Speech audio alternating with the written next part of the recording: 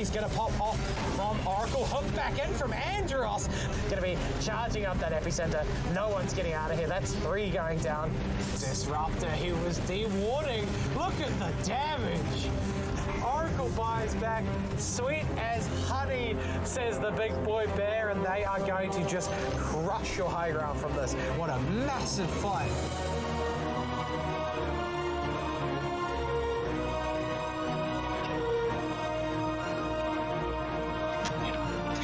All right, welcome back everybody. This is it. The finals have begun here in the LPL Dota 2 Pro League, and what an exciting final series we have.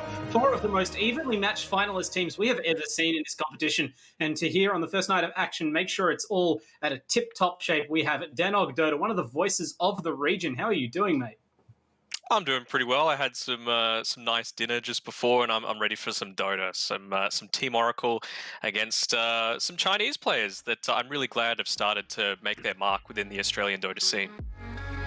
Yeah, they have absolutely made their mark. Of course, you're talking about FFY V2. We've been watching them now all season. They came in red hot in the first couple of weeks, really smashed out some of the weaker teams, and there was question as to whether or not they might actually be the overall favourites over the top of Oracle, but they have had some issues maintaining a consistent roster, and in the last few weeks of the season, they struggled a little bit, had to pull through in the final week, ironically, against Oracle, their opponents tonight. They split that series 1-1, so the rubber is undecided between these two teams going into tonight's match. Yeah, it went down to the last day of that regular season between them and Toons Reborn and FFY V2. They were able to just take it out, and so they're going to be top 4 regardless, but they want more than that. They want to push into that top 2 position and play for the lion's share of the prize, as well as the prestige of being the Season 2 champions for 2020. Yeah, absolutely. They've definitely looked like a team who wouldn't be satisfied with 4th place. They've had a bit of a killer instinct, and their top form, it must be said, when they've shown it, has been impressive. Is there anyone you're looking out for, particularly in this roster? It has to be WanderingBard. You know, he's the real linchpin of the entire roster. Pulls them together quite well, and there are some heroes that he could just essentially outplay you on. You know, his Void Spirit, even in the unconventional positions where it's being played, can really take a lot of teams by surprise. Yeah, that is true, and that's what we've seen reflected in their play all year. No matter which role he's on, sometimes it's on the hard farming carry, playing something like a TA. Other games we've seen him really take up the tempo and seize control of the mid game to make space for his other cores. But it seems like no matter what strategy FFY V2 go for, WanderingBard is at the center of it. So he'll be the one to watch tonight. But he has his toughest possible opponent in the LPL tonight, up against Zemistry in the mid lane, who has been similarly kind of the linchpin or vanguard of the Oracle AU squad throughout this season. I think with Oracle, it's a bit of a different story though, right? Because Zem, of course, in his own right, he's a fantastic player, but you've also got Lose Yourself and Calvin in those other 2 core roles where if you kind of put all of your eggs into the one basket to deal with Zem, they're just going to pop off and have an amazing game in their own right. So it's stuck between a rock and a hard place for a lot of these teams, and it goes to show why Oracle AU came out at the top of the group stage. Yeah, absolutely. As you said, very tough team to crack open. They've dropped only 2 games in the entire season, one of them being that final game of the regular season, which allowed FFY V2 to squeak past them. In that game, it was all about WanderingBard, as you said, got a hand of the Outworld Destroyer and just destroyed the game, took over the mid lane, but it seems like it's the draft, and enabling WanderingBard through the draft is going to be key, because in the other game they played against Oracle, he was completely shut down. And, as you might predict, the team really struggled to get into things against such a well-rounded Oracle squad. Yeah, I mean, it gives them a little bit of an interesting position to be in, let's just say, because you can pick something that's a bit more self-sustainable, like a Death Prophet or a Dragon Knight for WanderingBard, but they're not going to be those crazy heroes that can just win you a team fight outright. You mentioned the OD; they've played it twice throughout this entire season, and they've won both times. So maybe they're going to go back to the pool again, or like we were talking about before, these weird styles of heroes: Ember Spirit, Void Spirit, Storm Spirit, and you've also got F18, who's very capable of playing those as well. So we'll see how it goes for them.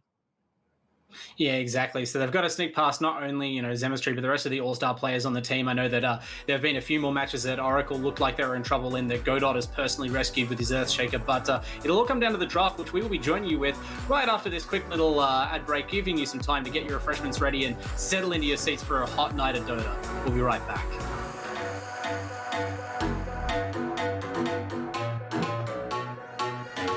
All right, welcome back again to the LPL Pro Dota 2 League semi-finals. Oracle EU versus FFY V2, the top seed against the fourth seed to open up our final series. And we already discussed the sort of key factors going into the draft, so we should have that up very soon, and it's going to be instrumental in deciding how this first match breaks out. Yeah, I mean, we've seen throughout the entire league that Oracle, they have the advantage. They've obviously won the most games. A 2-0 would probably be the safest way to predict the outcome this evening, but like you mentioned before, it went 1-1 split decision last time these two teams came up against each other, so we'll have to see.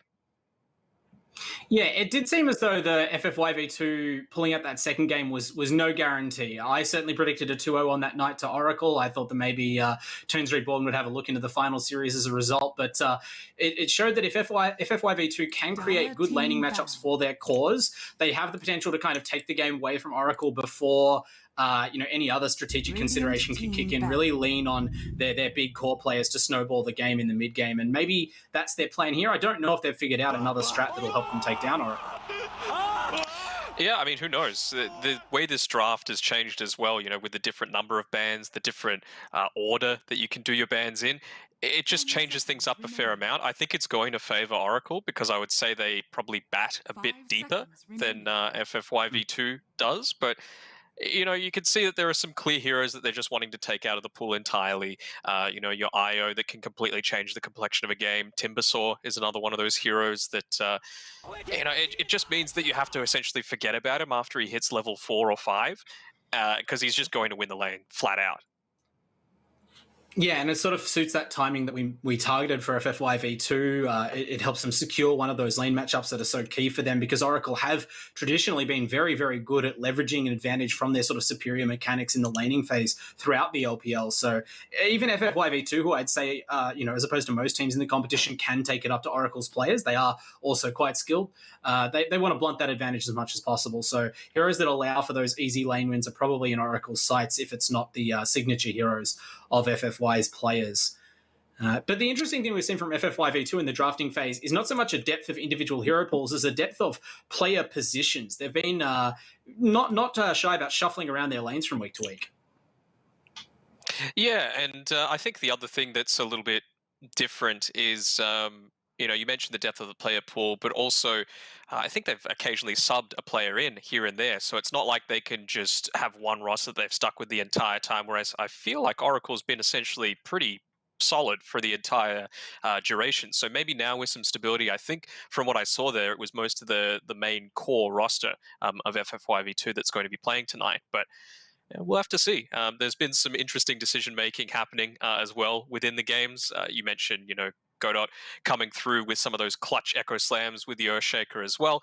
I wouldn't put it past the China stack as well to put a great showing in. Yeah, absolutely. There have been some interesting picks out of FFYV2. I think they've had more highs and lows than Oracle, who, as you mentioned, have just seemed pretty supremely comfortable throughout the whole season. Even when they play from behind, there's a certain sense in their play that they believe in themselves 100% to win from nearly any position. They're always going for big plays. They're always looking to, sneak in a really powerful pick at the end of the draft, something that splits the game wide open. They're not afraid to take those risks. And occasionally they have backfire, but I mean, their confidence is well placed. Normally they can dig themselves out of these holes. It's going to be up to FFYV2 to maybe sniff out. You get one Oracle mistake a game, you have to really capitalize on that when it happens. Yeah, absolutely. I think we're actually doing a bit of a lobby remake that's going on right now, so that's the reason for the very slight delay, but we'll definitely be back into things very shortly, about 1 to 2 minutes or so. And, just talking about the draft again, taking advantage of these mistakes, I think that really goes into the way that Oracle likes to draft as well. We saw, I think it was the Batrider that they had banned out for FFYV2, so it's one of those things that can catch someone out of position. You get that 5v4 advantage then because you're obviously up 1, and then you can take a tower. And in a similar vein, they ban out Lycan more than any other team, I believe, on Oracle, because it's one of those heroes that you can just so easily transition a one team fight into a couple of objectives with it. And they just want to take that out of FFYV2's arsenal. Yeah, those sorts of really volatile heroes that can exaggerate one situation and kind of flip a game around. It's very clear Oracle's drafts, they seem to have the least respect bans to give out of any team. Like they tend to ban heroes that they are afraid of in the abstract more than individual players' signature picks, because as you mentioned, they just want to make sure they're avoiding certain scenarios that they see as dangerous to them, and they trust themselves to sort of play their way out of most other spots. But it looks like, okay, we've remade the lobby back into the draft, same 2 opening bans as you mentioned, and now it's in FFYV2's hands. Looks like they're going to have the first pick, and it's interesting. Do you feel like first pick is more valuable for them here? I think maybe that's why the lobby was restarted, because I was looking at it before, and I think FFYV2 had second pick first time around. So I was about to say, that's good, because obviously WiGod, he wants to have the last pick overall, just so that he can counter anything that Zemistry might want to throw at him. But this changes things up a little bit. 5 seconds remaining. Yeah, it sort of calls back to something that FFYV2 maybe haven't been as good at as other teams, which is bluffing their picks through the draft. As you mentioned, their individual hero pools aren't that deep, and WiGod plays some funky heroes for his position, so they don't always have the luxury that some other teams have had of sort of hiding their mid pick in their first couple, but leaving it ambiguous as to whether that's maybe their mid or their offlaner or even a support. This time they do open with a nice flexible safe pick, Lich, not giving much away around your draft with this one. Yeah, I think what it does do is it means that you need to pick either a 3 or a 4, ideally, that's going to be able to tank up a lot more damage, and it's an Undying coming through. So Oracle, they're in for a fight. They want to come and really try and beat FFYV2 at their own game. You spoke about those timings before, and there's no better hero than Undying to be able to throw it right back at him. Yeah, certainly is the case, and you know, you talk about not giving much away with your first pick. Undying is a pretty pronounced kind of pick to lead with, right? The hero only really does one thing, and honestly, I wouldn't say it's far from a mistake at this point, but what it does do is it gives FFYV2 a bit of a direction with their draft if they want to, if they feel like this Undying indicates Oracle are going to go hard in early. I know that we said that they are looking for a mid-game timing themselves. They could try and outlast what is a presumed early game draft from Oracle if it does evolve in that direction. So Sand King, the next pickup, still sort of playing it safe, it looks like, just trying to secure strong laning heroes. Yeah, and okay, I'm liking the way that Oracle have responded to this. So Terrorblade, obviously he's not a pure ranged core, but it's still a very strong hero that can land into a Sand King. You know, these days you really don't want to have any sort of melee hero coming up against that Sand King just because he's going to body you out with that Caustic Finale. I honestly think he's one of the strongest heroes in the entire patch, and I'm surprised that he's not picked more often. As well as the fact, I think it was a nice little block pick as well from FFYV2, because Calvin plays a very nice Sand King himself.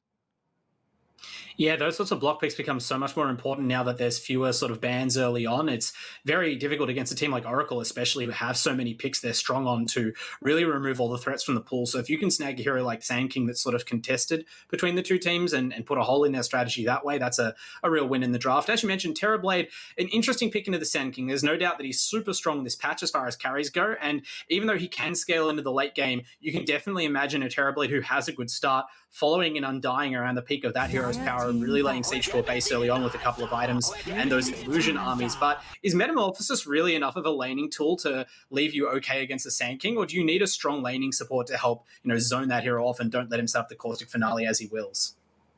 I mean, I think Undying's a very strong laning hero, right? I mean, Sand King, he's a strength hero in himself, so you're going to be able to sap his damage as well as his health. You're going to be stronger yourself.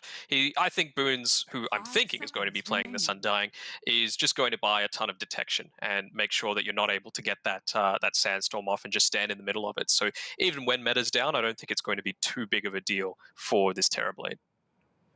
Yeah, it does make a lot of sense. And Boons, of course, he's sort of the unsung hero of Oracle, at least in this lineup, playing those fifth position heroes. But you can always see his talent shining in those very early game engagements, rather small scuffles. He's got a great awareness of exactly how to move, how to auto attack, how to squeeze every drop of juice out of these fifth position heroes. And Undying, of course, is terrific for that, given how efficient Decay is fundamentally as a spell. But we've got some more bans coming out. Mars and Phoenix removed for FFYV2, so they are scared of this sort of mid-game, almost death ball lineup. They're banning out these team fighting heroes that would make it hard to attack a Team Oracle formation. Whereas Oracle, they're picking apart the potential late game of FFY, just removing some Terrorblade counters, it looks like, to ensure that the pressure is on FFY V2 to break up their carries farm. Yeah, a little bit odd that they've actually gone and banned out the Phoenix, though. I mean, they got rid of the Snapfire themselves, so it's not like Snapfire is the Boon's hero, that he likes to play. And, one of the biggest counters to the Phoenix is that Snap. Just with that little shredder, you can get so much done in the laning stage. Although you do see Snapfire played a lot more as that 3/4 role just because of the change to it with the minus armor. Now, if you combine it together with something like a Tusk or an Earth Spirit, you can very easily get kills early on.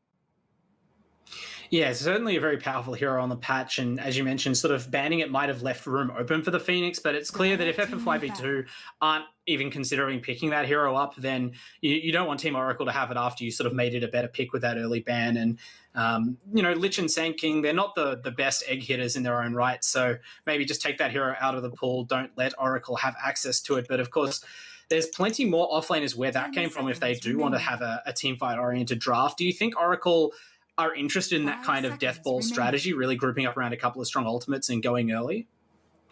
I think you don't want to paint yourself into a corner with that, because you've already got Metamorphosis, which is a very long cooldown in itself. So you can't be all that reliant on it. I mean, Undying is very strong regardless. Obviously, Tombstone is a great spell to teamfight around, but he can still put a lot of work in. I mean, he synergizes quite well with the TB too, because that's just another couple of units that you can use for the soul rip damage or heal to be able to keep that TB alive for long enough to finish off heroes and just give him that extra second or two that he needs to be able to sunder perhaps and continue the man fight. Oh, okay, and here we see Oracle. You mentioned those long ultimates. They don't want to be locked into a sort of slow tempo draft that would give FFY openings. Here's something very high tempo. We've got the Tiny picked up by Oracle, obviously a perennial favorite ever since that now long ago rework, and really dynamic hero across the map. Do you reckon you know which position this is going to be played in? Is this the mid hero? It's hard to say because it's the first time they've actually picked it throughout this entire tournament series. So I'm thinking it's probably more likely to just be something that's able to jump in onto the front lines. So do they need it to be a mid laner so it has a little bit more beef behind it? So it's not just going to get combo down by the Sand King after the initial burst? Hard to say. I feel like it's the style of hero that that Godot would really enjoy, though, in that 4 role, similar to the Earthshaker style, where you can just pop in, completely change the complexity of a team fight by just getting one simple combo off. Yeah, true. Blink Avalanche, not that dissimilar to Blink Echo Slam in the end, at least in terms of the immediate disable to break up things, a counter initiation. Obviously something that really leverages Godot's high Dota IQ, and we've seen him succeed at time and again in this league. But it is an interesting support duo then to speculate on. Tiny and Undying really puts a lot of pressure on your core picks to fill out the holes strategically that those two heroes in combination leave. And we see FFYV2 going for the Dark Willow. So these are pretty interesting drafts. So often with Oracle, I'm used to just sitting and waiting, and at the end they sort of have a well-rounded team and they rely on just sort of finding their path through the game based on what happens in play. But FFY are expected to try and angle a bit more towards a particular timing or strategy, just so they have something strong to focus on as their way to beat Oracle, and that has not shown yet. Okay, there we go. Yeah, I mean, this game is all about positioning right now, because on Oracle's side, let's call TB like a half melee, half ranged. Assuming he doesn't have his meta up, that is 4 melee heroes that you've got right now. So that's perfect combinations for things like a Sand King, Willow, Lich, great wombo combo potential. And even if you're all clumped together in the same spot, Drow Ranger can get a great gust off, multi-shot, does a ton of damage as well. So it's all going to be about how are Oracle going to look to take these team fights, because you would think that they're going to be a little bit more on the aggressive side. Undying, he's not scared to run at people. You don't really want to be running into a Tombstone. You want to run away from it as soon as you can on FF5v2. And same with Tiny. He's great at being able to reposition heroes within team fights. So you've obviously got the Tiny coming through with the toss that can just allow you to get a quick duel off, for example, if he's able to get in on the back lines. So this Drow, it's a gutsy pick, but I mean, we said from the outset they needed to try and go for some ballsy plays on FF5v2 if they wanted to be able to take out a win. 5 seconds remaining. Yeah, and you know what? I actually like the Drow. It is clearly quite vulnerable to heroes like Tiny and Legion, who buy Blink Daggers and are hunting for those sort of soft targets. But what it does for their lineup strategically, I think, is really smart. Like Team Oracle, they're very skilled players individually and good as a team. So their controlled aggression is terrifying to play against. When they start, that full court press, roaming around the map with those Blink Daggers early on, there's going to be a time timing where any lonely hero is a huge target for them. And FFYV2 have gone ahead with 3 initial picks, which are not really big targets in terms of, crippling their farm doesn't cripple them. But, they also put out respectable damage. They're not useless on their own in a team fight. And as you mentioned, it's going to be about positioning. So now what happens with the Drow is they can group up around that Drow relatively early on. Even if they're a little bit behind, I wouldn't mind seeing them move as 5. And that way, if Oracle have to try and swarm over them, as you mentioned with all those melee heroes, you are running into the teeth of a fully formed up team, not picking off individuals alone in the jungle and sort of catching them at odd angles. And we've just got the 1 burn left, so they get rid of the OD. They're really worried about that aspect of not wanting to get the big burst coming through, and they end up picking Alina to round things out, which is a little weird. It's actually the hero that they've banned the most throughout their entire season. So something a little odd, and again, it's not something that can quite easily front line. You always want to just be sitting back and being able to wail on people, and it doesn't really feel like a YGod hero to me quite as much as, Ember Spirit was still in the pool, I believe. I feel like that would have been a pretty damn strong hero just to be able to kite out a lot of what Oracle are trying to do and allow Drow Ranger to do the work that she needs to. But now, I think with Lina, I suppose the only thing now that FFYV2 have going for them is that there's no real heroes that just have a great time against Lina. They either break even or they lose. So it's going to be okay for them. What could they look to end things up with? It could just be something like a Death Prophet. Zeus. Okay. Zeus. That's one way to exploit the sort of paper-thin lineup FFYV2 currently have. And I think it's very interesting you mentioned YGod. Normally, the player whose team bans out the Lina. I think because in most matches, they expect YGod to have the edge. And as you mentioned, Lina's kind of this very safe mid-pick that's hard to really exploit. Is it telling, perhaps, that this game, they go for the Lina themselves when YGod has to face Zemistry in mid? Yeah, perhaps. I think they just realized that, crap, we don't have the last pick. So they just wanted to play things a little bit safe this time around. I'm interested to see how he builds it as well, because you see magic Linas, you see physical damage Lina. I feel like with the lineup that Oracle has, it drops off a little bit with the Undying, whereas, Lich Chainfrost is always going to be super strong, especially at level 2. I feel like that has a huge power spike for the ultimate. Willow can get, a ton of farm herself. Sand King, especially now with the Caustic Finale being based off max HP, is going to be super strong. And so I feel like you need to go a physical damage style of Lina, whereas you might just want to get that initial snowball off. But I don't know. I don't know if they're going to be able to handle that. Yeah, it has to be physical on YGod. I can't see it working out any other way. Yeah, it seems like maybe it was a pick. They have emphasized a lot of burst damage to take out this Terrorblade or to fight this Terrorblade, but then they've also picked a team who themselves not only are vulnerable positioning-wise to being run over by this very aggressive multiple strength hero, multiple blink dagger team, but which are also vulnerable just in terms of raw hit points, right? Like if you catch a couple of random nukes on most of these heroes in the mid-game, you're dead. Their front line is pretty much all this Sand King, who I have to imagine is going to need to go an early pipe as well. So it seems like Buwan's lane on the Sand King is going to be absolutely critical to FFYV2's development in the game.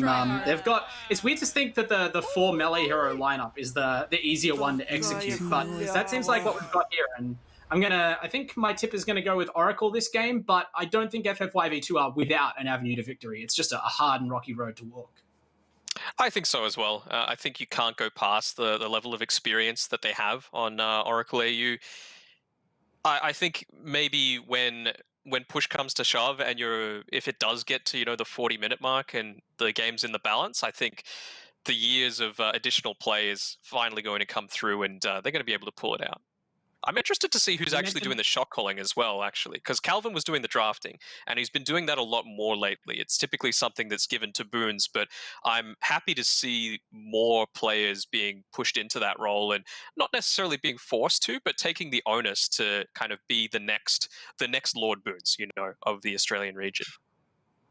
Yeah, the idea of transitioning, changing the guard, passing the torch sort of thing is really embodied in this team, as you mentioned, and they're sort of gathering together so many talented players. It is the best way for, the younger players to maybe develop a little bit, round out their skill set by playing with someone with the experience of a Lord Boons. So, if they can get that experience while also winning national leagues, I don't think you can ask much more from a local organization. And It's a big challenge for FFYV2, but I'm still interested. You mentioned the physical damage build coming out on WiGod potentially on the Lina, and I would love to have a bit of a wager on that, because to me it seems like maybe, even though they could take it to the late game, I wouldn't be surprised to see them shoot for that same timing that found them success in week 7 of our regular season. Just go more a traditional sort of ganking style of Lina, because that looks like the hero, apart from Sanking, that really would let them open up the map if they can find an early edge. True, but I just feel like, again, it is putting all the eggs into one basket. I feel like Chrysalis is a cheap enough item now as well that you can build it and do a lot of damage quite well. You can deal with the TB illusions quite nicely. If you get dueled, for example, by the Legion, you're not just paper, since you're not going this pure spell damage build. You can actually try and fight back into that, even maybe get some duel damage for yourself if you're on point. But I think, again, it's all just going to come down to the positioning this game. So I'm interested to see the ward battle, how the vision is going to be for both sides, and how that's going to impact how they can both take these team fights. Yeah, that's certainly a factor. These are teams who have pretty interesting sort of approaches to warding. There's certainly been games for both these teams where they pretty much neglect the ward game in general and instead just roam over the map aggressively in groups. But it seems like this might be a game, depending on how the laning phase goes. Obviously, one team could just kind of collapse early on. I'm especially looking at FFYV2 as being in potential danger of that. But if they don't, I expect that it will be somewhat of a tense support battle, just because these two teams are going to kind of come into a period of strength around the same time. Yeah, I would say so as well. The thing that I'm a bit more worried about with FFYV2's lineup is that you're not going to get any kills early on with Lich and Dark Willow just roaming on their own. You need to actually have one of the cores commit with you, whether that be WiGod or the Sand King. Drow probably just wants to stick in lane and continue farming, whereas with the Tiny and the Undying, you're able to quickly wipe people out. You've got the damage needed to be able to get that done. Yeah, and then, of course, once a few more levels and items come out, you're going to have the Blink Dagger on the Legion Commander and, of course, the Zeus Ultimate, which is able to both scout out potential targets for that Blink duel and finish targets off. If anyone gets dueled on this team, they're essentially dead in the mid-game, and that's going to be the enduring challenge. It's surprising to me, maybe more than anything else, that FFYV2 saw that Legion halfway through the draft and didn't find room to go back and get some sort of save or defensive ability, which we've seen teams, go to time and again against that hero. But instead, they've just doubled down on what they're doing, and that's admirable in some ways.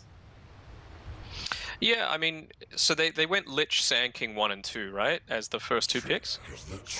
Yeah, so what, thinking like Omni Knight or Abaddon or these sorts of things, just to be able to try and save a little bit more?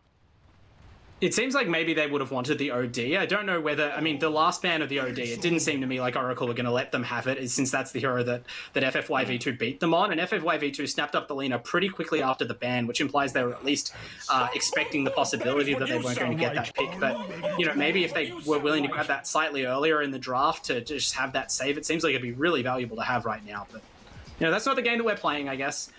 We've only got this game to play. And before it gets started, I should thank one of our sponsors, of course.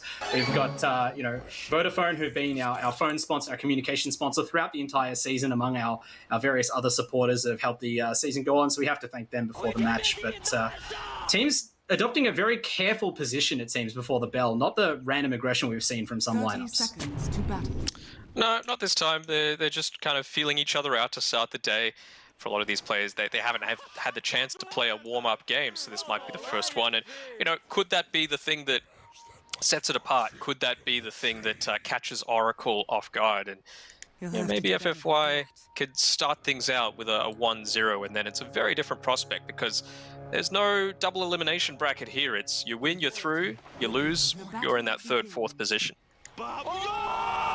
Yeah, we've definitely seen teams, even as recently as last season, Crossfire, who were sort of the favourites to make the grand final, get ambushed in their semi and miss out. So, Oracle, as confident as they've been all season and as fast and aggressive as they sometimes played, I would not be surprised to see them calm down and see a hint of the real Oracle come out. They'll be playing at maximum strength and maximum focus, and, warm up or no warm up, you wouldn't put anything outside the reach of a team this strong. Yep, absolutely. All right, so WiGod, he's just using that that max range advantage over the Zeus. Obviously, it's nice for Zeus to get that little bit of extra movement speed in the most recent patch, but you're always going to be bullied out by Alina, especially this early on. Yeah, and you know, that lane, they're hoping with that Lina pick for FFYV2 can just go about even, right? I don't think they're necessarily expecting YGod to dominate Zemistry when he didn't get his customary last pick, but they're hoping maybe for this safe lane to go a little better. At least in the early levels, it seems hard for Godot and Calvin to make headway against the Drow, and that's got to stand them, well, it's got to be a happy start for them, you know, considering how important the Drow is to this lineup, their main source of damage. Mm-hmm. Got a big wave pushing underneath this tower. Have they... No, they didn't block the camp, so Lord Boons should be able to get off a decent sort of pull soon enough, and this Terrorblade as well, he's going to have that Metamorphosis running out relatively shortly, you would think. Yeah, it seems like just use the meta at level 1 to try and immediately take control of the lane, really get the first level 2, set the tone, set the pace, and let Lord Boone stack up a bit of decay, as we're seeing on the Sand King before any real fighting starts. Do you think that there's much of a window for Kess and Buwan to work their way back into the lane between meta? It is very long cooldown. Yeah, it has a long cooldown. I suppose right now all that Lord Boons is trying to do is he's not necessarily going for kills, but he's just making the Sand King scared to even try and contest this lane at all. Yeah, we've seen this Undying has been sort of a bit of a hit-and-miss hero, but if anyone is, you know, the hero person you trust to play it well and to really anchor the lane like the hero's meant to, it would be Boons, who, as you mentioned, is sort of just a well of experience for this team. And oh wow, YGod, actually, I spoke too soon about the mid lane. It does end up being a trade of heroes, but getting that first blood is massive, you would think, for FF5v2. Killing Zemistry, Zeus, and even throwing out the tip, so a real confidence play for them. You know, in a relatively static laning phase, that's a big impact. Yeah, I saw the minimap. He dived beyond the tier 1 tower actually to be able to get that one. So we were talking about those gutsy plays that needed to happen. And well, based off the net worth that we could see in the top left-hand corner there, he needed that because you want to, of course, get the first blood gold coming through your way. You got that little bit of extra experience as well, and he's going to look to try and bully Zem as much as he can. He's going in again. It seems like it is kind of a desperation play, you would think. If you're just losing the lane statically, which, you know, not hard to imagine against Zemistry Zeus, we can already see how much that lightning harassment comes out. Over-committing to a kill, as long as you get that kill, you reset everyone's health and mana, you get the first blood gold, you get that experience, and it kind of gives you another shot in the lane, so I wouldn't be surprised to see YGod continue to force things, although that does leave you open, once Oracle know that's how you're playing the lane, to the counter rotations that you mentioned. Oracle sort of have the edge in with their hero picks. Mm-hmm. While that was happening as well, we had the Sand King go down against this Terrorblade, and, you know, like we were talking about before, the power of this Undying. Is he denying his own Observer Ward right now? I guess, I suppose so. Okay. It's money, I guess, that you don't get, but Lord Boons, he's full of reveal, and this Sand King is really having it. Wow, dies outright to the Soul Rip. Those decay stacks really factoring into this laning phase, and it doesn't seem like they have much of an answer. Sand King's just been soaking up the spells, and Boons easily securing the lane for Lucia Self. So that is terrifying. Terrorblade already at 21 and 10 CS, winning his lane on top of the mid lane, which is going decidedly Zeus favored. And when both teams sort of are looking at the similar mid-game timing, if Oracle are the ones to get there first and in better shape, that gives them the opportunity to take control of the map, which I'm sure they've been playing for all along. Under attack. Yeah, this bottom side's going all right, and a little bit interesting strategy here by Godot as well. He went the tree grab at level 1 just to assist with getting some of those denies and last hits off onto the Drow Ranger, trying to slow it down a little bit, because, again, you don't really need the kills early on. It's a quite decent lane. You've got a good amount of slows coming through from Chestnut, as well as the frost arrows. You've got the bonus damage as well from the frost arrows, so you're never really in too much danger of dying. It's just about trying to minimize the amount of farm that he's able to have. Yeah, great adaptation, as you mentioned. If you're not in a kill lane, you don't need those killing spells until later on, and it is having an effect one way or the other. We see the Drow lagging significantly behind Lose Yourself in the CS chart, and obviously the Drow's a hero who has, you know, a pretty natural strength to her and is going to be able to sort of do her job in the mid-game, even if she's slightly behind, but you really don't want to give Lose Yourself any more of a head start in this matchup, you know, than you possibly have to, and it's tough to see now that the lanes are already starting out kind of shakily for FFYV2 how they correct that, because as you pointed out, the heroes don't move around that well. They do need to sit on Massaway to protect him. They kind of just have to sit in this and do their best. Yeah, I mean, we saw when we had have to be careful here on this Sand King. They're starting to run at you, and he's sitting underneath a sentry ward. I believe he might just be right at the edge of it. Yeah, gutsy. Yeah. I mean, Okay. have a look at the last hits, 11 versus 35. And when we last left the lane, it was something like 21 and 6. So you've had 14 last hits come through and a bunch of denies for Lose Yourself in the time that you've been able to get 6 on the Sand King. Yeah, and that's with the Willow sitting in this lane as well. Like, obviously, she's not the strongest hero in terms of rotation and setting up ganks, but you obviously pick these heroes thinking that you're going to really invest in this lane and get a great start for the Sand King. You probably need a Blink Dagger, you probably need a Hood into a Pipe, and all these other items to help your team function in the mid game. And right now, Buwan's getting none of that, right? Like, you're doing a good job contesting the pulls, but this is Lose Yourself's lane through and through. And, this Boon's Undying pick basically has put the ball back in FFYV2's court, and they haven't seen a return yet as a little bit of aggression starts in bottom, and now we see Kess rotate, so they're looking to open up that Dark Willow, make her useful somewhere on the map, going for the kill here, but can they get Calvin? Looks like he's going to walk it off despite the ice armor as they turn, and they decide that maybe we'll go for this Tiny instead, but he's leaving them on a merry dance. They don't seem to have a stun to cancel this teleport, and this rotation going to come to naught. There just wasn't enough coordination. They made the correct play in being able to bring someone through. See you later, Lich. Sniped by the Zeus ult.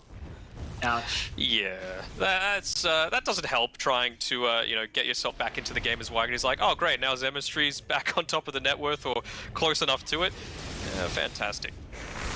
And Wygod, I mean, is taking advantage of a little bit of a window that you had where Zemistry went back to base. Obviously, Zemistry not slowing down, managing to get a kill while in the fountain, just Zeus things. But, we see Boons already rotating, considering that the top lane's essentially won at this point. And just as soon as this Dark Willow is moving out around the map now, Wygod has to be careful of getting rotated on. That nuking potential very real against a hero sort of as squishy for her level as Lina is. The big issue there with that gank on the bottom side is that they didn't focus the same target. Tiny has very little armor to start the game, and that's why he's purchased those 2 rings of protection early on. Calvin actually went the same sort of build. 2 rings of protection for him, just making sure that he's not going to be falling down to any sort of ganks that come through. But I think they would have at least been able to grab the Tiny if they all turned and fought him.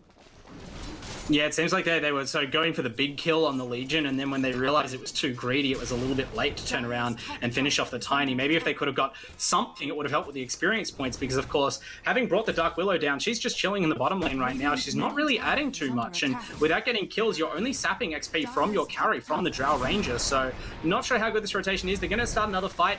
Godot's obviously the target, but he throws the Lich back into the team, and Lose Yourself is down here now. Calvin retreats in the face of the multi-shot, but this Terrorblade is going nowhere. They're going to stand their ground, at the very least farm up this stack and say, well, if you want to fight into us FFYV2, we'll be happy to farm you as well. Yeah, I mean, rotating in now on the winner. Oh. He is. He's coming through, trying to make some stuff happen. Just misses with the stun there onto Calvin. I think he would have committed with the Laguna Blade if he was able to. And we can see from his quick buy as well, he had a Yule Scepter queued up. So it's wanting to go for that ganking style of build. I think a Yule's is okay because you also want to be able to try and avoid some of this damage as well. You can't go a full right-clicking glass cannon. But beyond that, I really hope he starts to transition into some sort of right-click. Yeah, I mean, the Yules is a cheap enough item that in a normal game you would consider you can go Yules back into the Crystallis that you mentioned, and both items are cheap enough. You'll have those without really noticing the gap in timing, and you're a bit more well-rounded. But with the way the Sand Kings game is going, they're definitely going to need to have just some recovery time on that course. So it is 100% up to Wygod now with how the game's broken out to be the playmaker to try and, create favorable situations for FFYV2 on the map. And, I mean, that teleport, as you mentioned, not really coming to anything, just ran down the lane, tried for a bit of a stun combo half-heartedly, and then fades back to mid. So keeping up on the CS, can't fault him for that, but has not found a way to really make himself impactful in the game yet as maybe the one hero from FFYV2 who's had a good start. Let's have this DD ball, though, so moving aggressively now. They found the TV. This could be killed.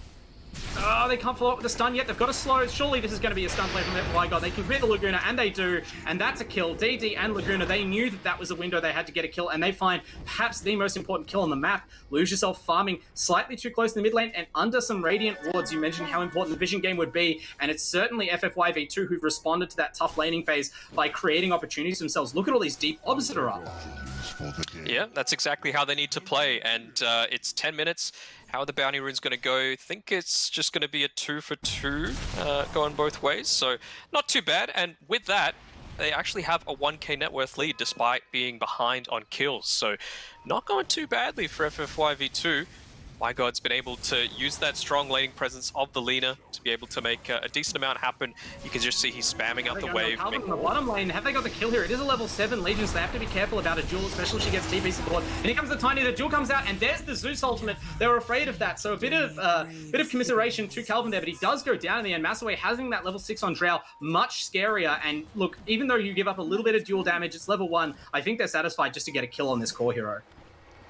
Yeah, the dual damage, you get more farm back onto the Zeus. It's very important that you get up his Nimbus early on, you get up his Aether Lens so that you can reliably just sit there on the back lines, make sure that the Undying and the Tiny and the Legion Commander are the ones taking point in these team fights.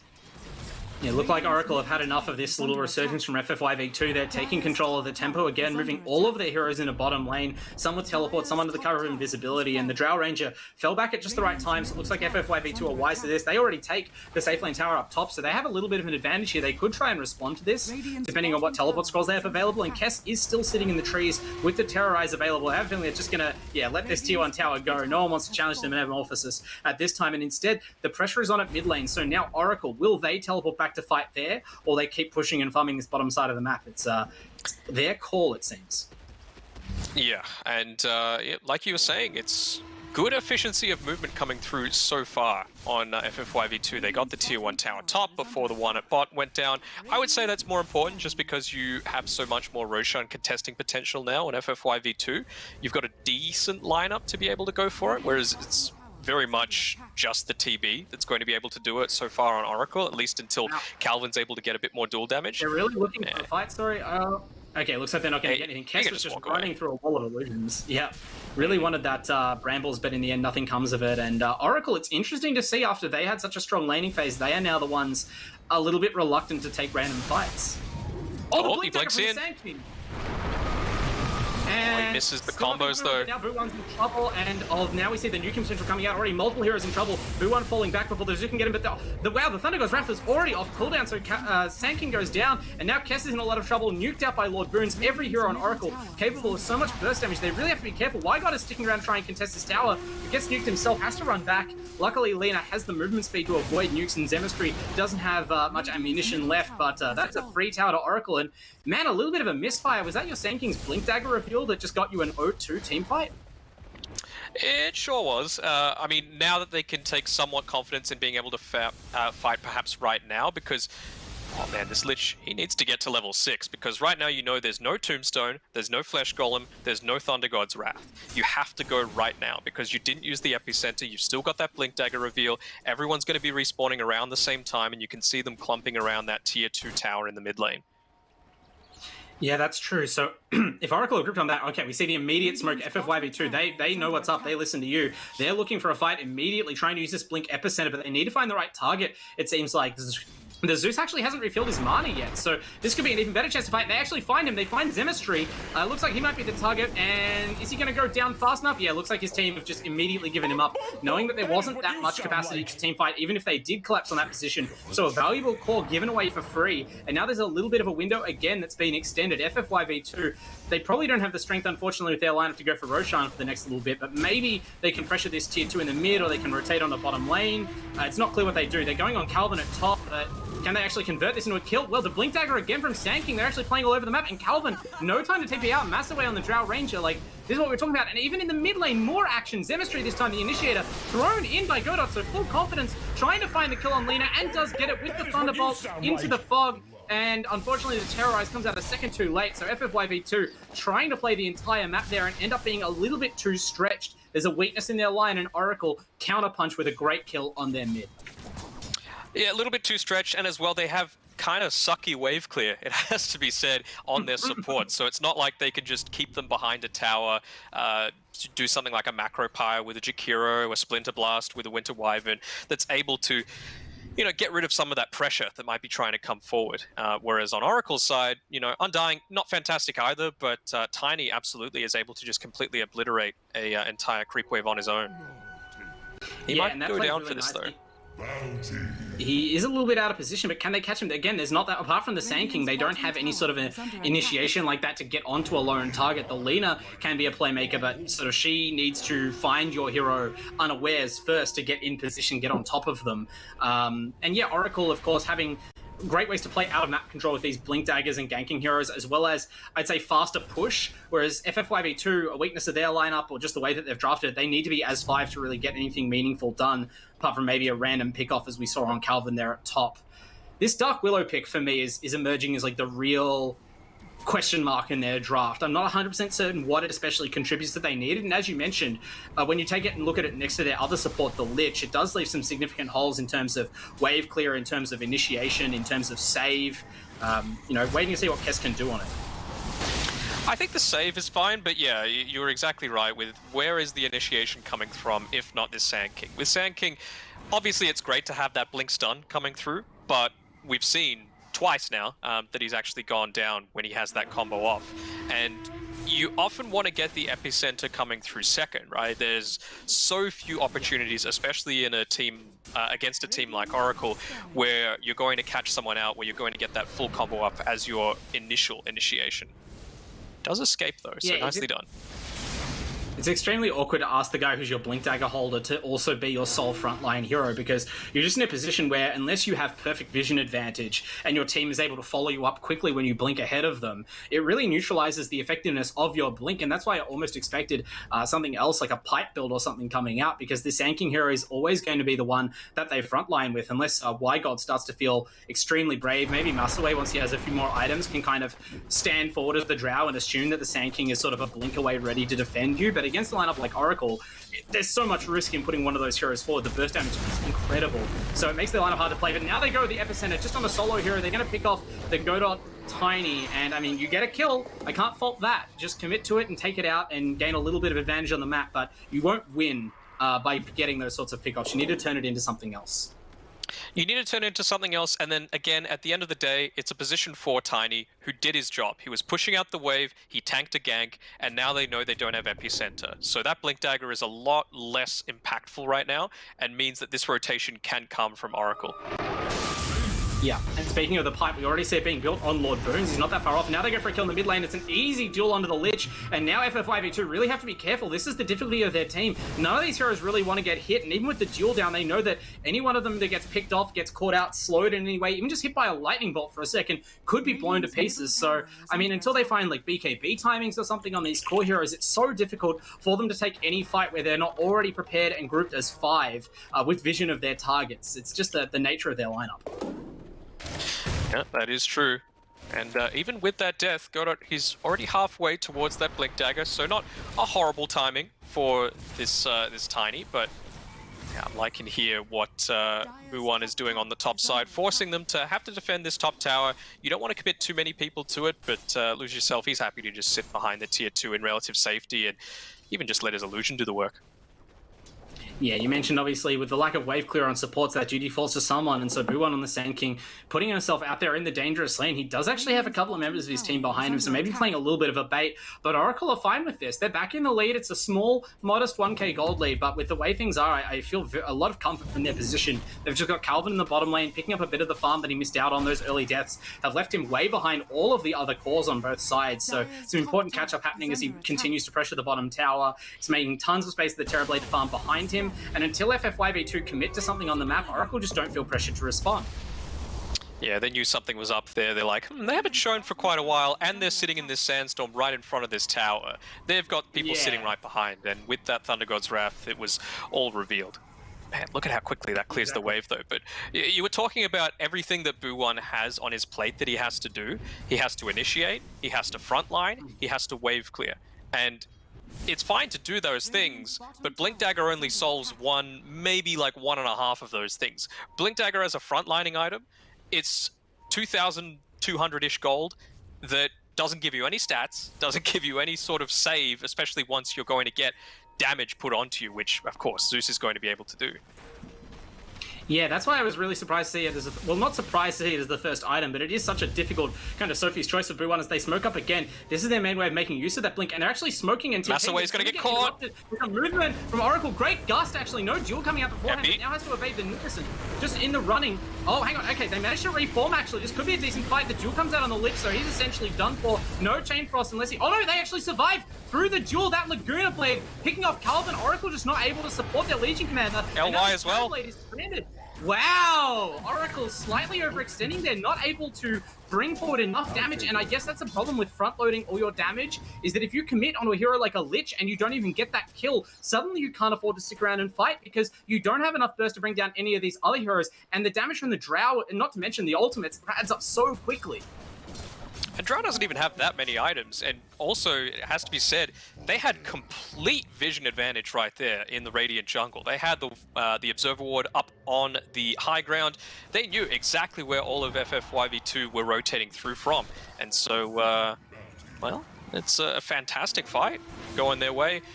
Even though, like, it's so weird, right? You see, despite the fact that the kills have gone a bit more back towards their favor, now the net worth again has leaned a bit more towards Oracle's side. And I think that's just the pure efficiency that's able, to come through from the Terrorblade. You know, you can just toss a few illusions in the jungle, you could soak up a lot of the farm on the map, and you're not really all too concerned about it.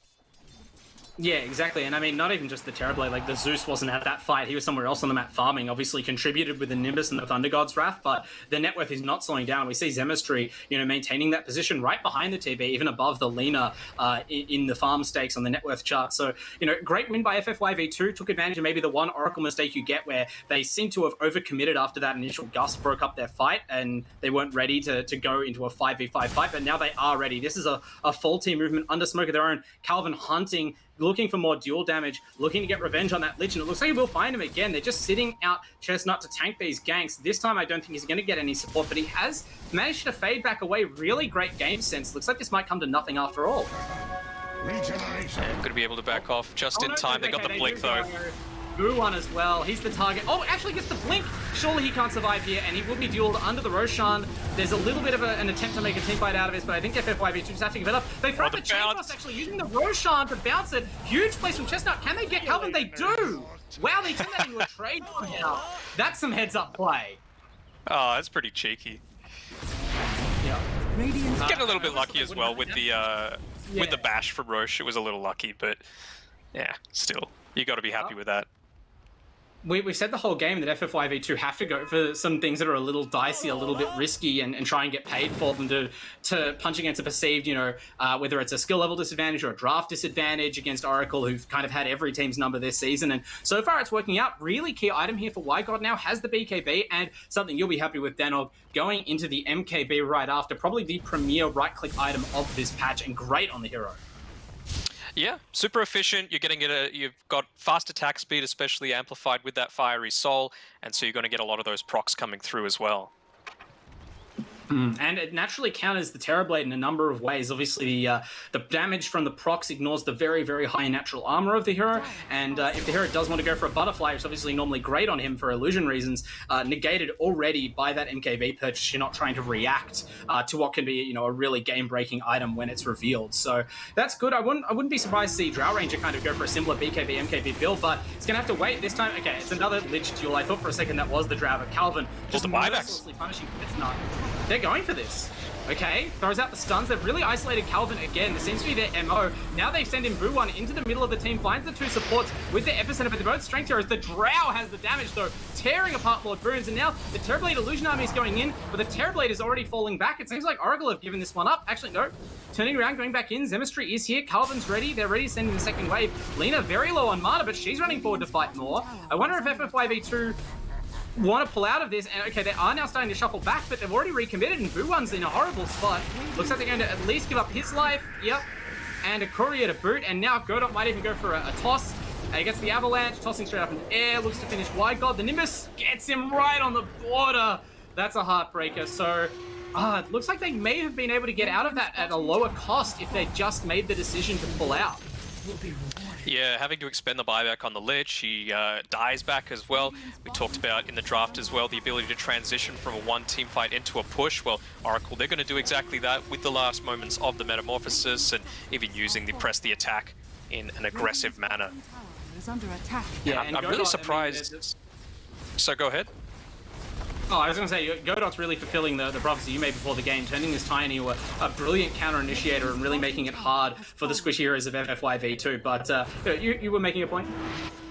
I was just saying that it was weird that they chose to take that fight in that same position. I suppose just because it went so well for them in the previous engagement, you know, when Oracle made that aggressive movement, when they had the vision on the high ground and still lost 3 heroes for nothing, that they were quite confident to do it again. But they still had vision on Oracle's side throughout that entire time, and I think that might have been a key difference maker.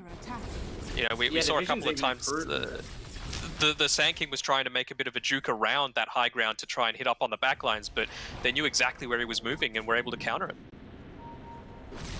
Yeah, and I mean, we can see a couple of sentries out for FFY, but they just haven't been able to fully de-ward this jungle area, and Oracle, maybe with the sort of superior engagement range, the more aggressive team have exerted that to keep map control and make these team fights go in their favor. I just found it surprising they would go into that fight at all, right? Like, at least you're having your Lich tank these ganks from Calvin. It's sort of like, you know, when Godot went down before on that Tiny in the top lane, Oracle didn't buy him back and teleport 5 heroes to make a fight out of it.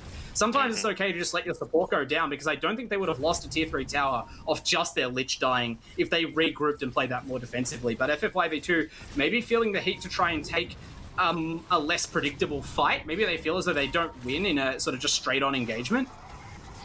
It's fine to tank a gank as a position 5, right? Like, I think perhaps they got baited a little bit by the fact that they took that fight right underneath their tier 2 tower, so they knew they could get quick reinforcements coming in.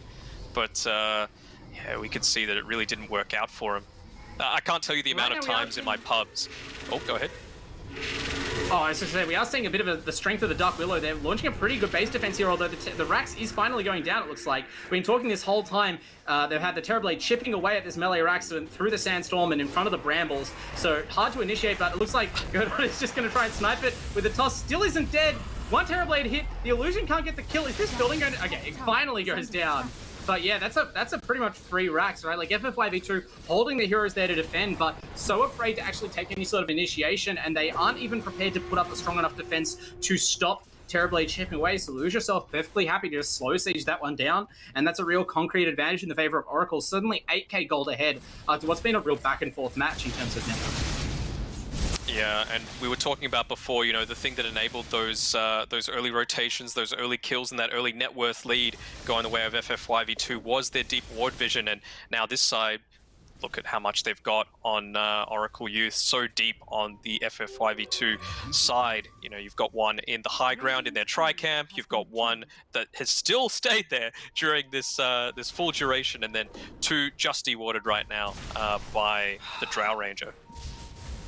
Yeah, and unfortunately now, I was about to say that Radiant still have their own deep wards, which haven't been paying off, and they go in to try and make something of them, but Zemistry was invisible. Sabu1, instead of ganking the Zeus, ended up walking right past him, inadvertently revealing one of these wards, and maybe now getting caught out. It's all gone disastrous. Manages to burrow away from the duel temporarily, but I can't imagine that Sand King has any way out of this, and they do get the duel with the toss into the duel, the sort of make-up blink for Calvin, so that is such unfortunate timing, running into the invisible Zeus and giving away sort of one of the last advantages that they had, that jungle vision. Not that they were finding it too easy to get up there anymore with how the game has gone. He's gone away from the MKB. He purchased a Ag Scepter on this Lina. I do not like that, Wyguide. you need something really that's going to be able to burst through this. And I mean, do they even have any BKBs right now?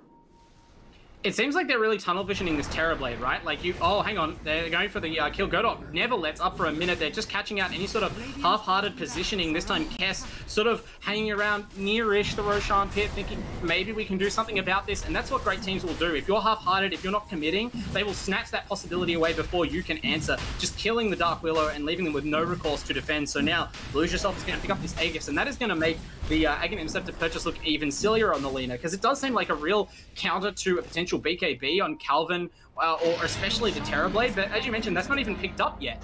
And compared to the MKB, you get way less general value out of this item, especially when Terrorblade, your primary target, has a second life after that Laguna. And we just saw the power there of the position for Tiny as well, right? He was able to just walk in, get the quick combo off. He's even got an enchanted quiver, so that burst potential is huge. And then you've also got the Nimbus as well as the Thunder God's Wrath, if you ever needed it, to be able to just wipe out any of these supports. Honestly, even the Sand King is in risk of going down if you get that sort of combo off. Oh no, Massaway. We see that Massaway is also at risk. Like the Sand King, he's the tankiest hero. If he can be brought down, anyone can. And Massaway is probably the last hero you wanted to die there, unfortunately. Really struggling to get into the game. And you can see that's where this gold lead's come from. Obviously, Oracle have taken some buildings, have taken some map objectives, have had the run of the bounty runes. But for me, the biggest factor is just that after a little bit of a struggle in the early game, they are the ones who've taken control of the map. And their draft just naturally lends itself to punishing any hero that extends even slightly out of the safety of the base area for FFYV2, which just means none of these heroes have any farm. You know, a little bit of farm is being kept up on Y-God since he's very mobile and has that flash farming capacity, but even Massaway is starting to fall off drastically on the Drow. Yeah, I mean, it's such a weird decision for him to be there. They'd just taken Roche, you don't have any vision on your high ground, and you stand out there without any of your supports to back you up. Like, it's a different story if you had Terrorize or even just the Frost Shield up on yourself, but yeah, he was kind of in no man's land right now, and he's going to be up in 5 seconds, but they're taking all of your external towers in the meantime. Yeah, maybe it's one of those, you know, attempted hard reads. Maybe you think that maybe Oracle are falling back and farming after that Roshan to get ready for their push. You know, you decide it's worth the gamble, but I mean, it's just a wave of lane creeps. So now they take a risk. They go out of the base, they're going onto Calvin, it looks like, and they get him sniped by that Axe Laguna Blade, so it's doing something for them. And that is a target that does not have a secondary life. So Oracle now, you know, okay, they can afford to wait a minute most likely, but that's a win for FFY, no doubt. Yeah, I wonder if they'd even scouted through on Calvin that that Y-God has the the Ag Scepter, because he didn't pop his BKB, so that's a nice little bonus for him. He's still going to have that 10-second one when they look to take the next team fight, and they're finally going to try and leave their base right now. And as we check the buyback statuses, they're notably a little bit short on the gold needed for it from Oracle's side. Oh, sorry, for FFYV2's side. Yeah, it looks like they feel that they're behind enough that they just need to commit to items, and I mean, I don't blame them so much. They're in a dire spot right now, so it's very likely that any sort of economic disadvantage you put yourself at by buying back isn't worth hanging around in the game to lose slightly afterwards. They need to be all or nothing. Now they smoke up, and finally the dire vision in their jungle has gone down, it has timed out, so this movement won't be detected, but they realize that they're on the wrong side of the map and they can't really afford to leave their base, so you know, that was a cool little smoke maneuver, but it looks like they're just going to end up defending after all and using up a smoke. Yeah, a lot used. I think Zem was able to scout that out with the Thunder God's Wrath that he used earlier, so was able to blink into the trees, get away, and now he's just rejoined his team right now. So he's going to be ready to fight, at least with the Nimbus. And you can see here, who is they putting on the front lines? Oh, Y-God has the BKB, so he's probably the best target, but the duel will go through that. It makes it difficult to actually follow up, though, so Calvin getting a tip, his own team seemingly vetoing that duel, not even trying to support him, and that's a 2 quick kills for FFY. This one's harder to ride off. Oh, Bo1 goes down there to retrieve the gem. The 4-star is at least going to die closer to the base, but this looks like a mistake. They're going to get punished. Massaway turns. He has the BKB now as well. Lose yourself also with the BKB. There's no Laguna Goyle to follow up, and now Massaway is going to get run down. The endless slowing from the Terrorblade, making it impossible to walk out of that fight as Drow.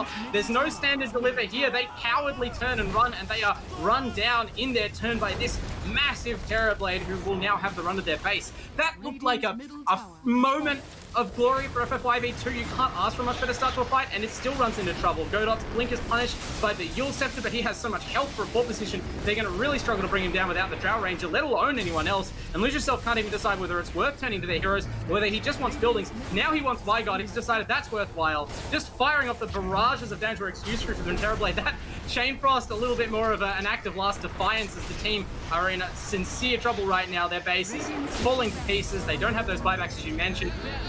Y-God does come back, and we're hanging in there just waiting for the GG call, it looks like, because this team and base are in shambles. Y-God gets a quick kill and then calls the GG. Well played. So just wanted to buyback to put one over on Oracle in one way or another, but I mean, that's spitting into the win, because Oracle, for all that we talked about FFYV2 wanting to leap out to a head start, it's not them who get the 1-0. Team Oracle making good on their promise. Yeah, I mean, we saw just the gem. It was the bane of their existence. Even when they were able to kill out the Undying, make sure he doesn't have that long-standing teamfight impact. Just the fact that it was lying on the ground, giving that AoE true sight, was enough for them to be able to pick off the Sand King and just able to take the rest of it. Another cool thing in that last team fight as well is that we saw, I think it was LY, use his own courier to keep sight of Massaway throughout that entire chase as he was following him with the Skadi. So losing, I think it was a Mask of Death as well as the one of the other components for his Satanic, was just able to follow him down, didn't care that courier went down, realized that the Drow Ranger was much more worthwhile, and they were able to close it out. So nicely done by Oracle Australia.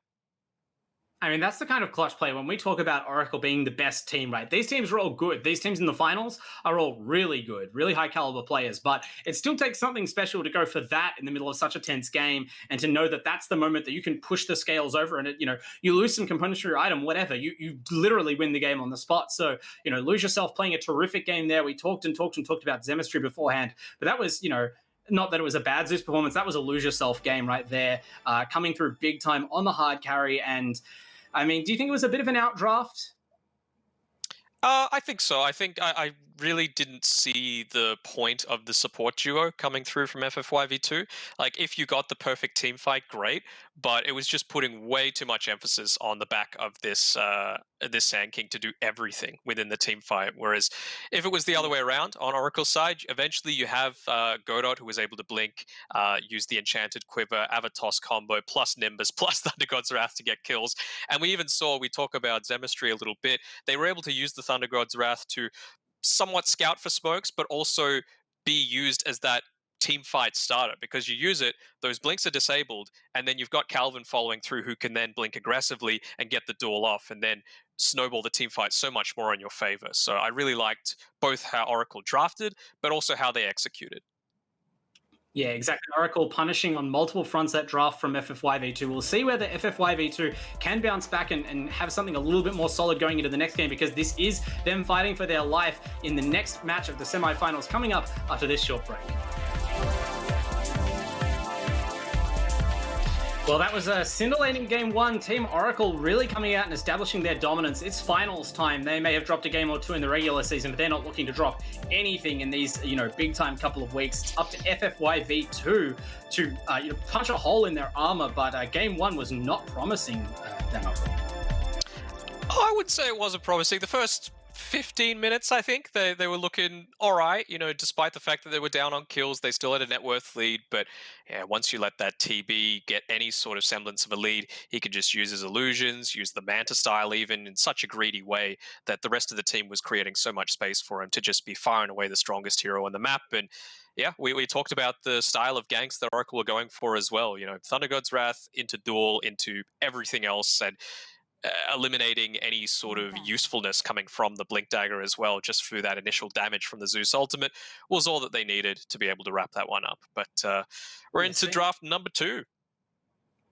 Yeah, it seemed like a classic Oracle 10th pick, that Zeus negating a lot of what FFYV2 wanted to do, and I'm interested to see whether FFYV2 changed their approach. It seemed like in game one, they were really focused on just securing very strong lanes for themselves, but what they neglected to do was to have a hero who could rotate between those lanes. Like, normally we've seen Kess, he's played a lot of Earth Spirit and a lot of other very mobile heroes. Normally that's their X factor, roaming between the lanes early on, but they didn't have that with him stuck on the Willow, and instead it was Team Oracle who got to break open some of these laning matchups early on. So I wonder whether they'll go back to something a little bit more familiar for Kess in this second draft with their tournament lives on the line, or do they have some pocket strat to bust out? They'll have to do it without the Y God Void Spirit that, again, is banned. So, I'm not sure what their picks are. 5 seconds remaining.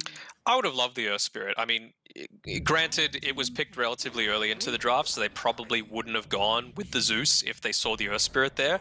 But the fact that, assuming everything else is going to be the exact same, you could just roll in onto the Zeus, get a lot of the attention onto yourself. That's when you use the counter initiation coming through from the Sand King to get a lot of damage through onto him, or at least at the very minimum force the Zeus not to go into a fully aggressive build. We saw he had Boots of Travel, he had Aether Lens, he had an Ag Scepter.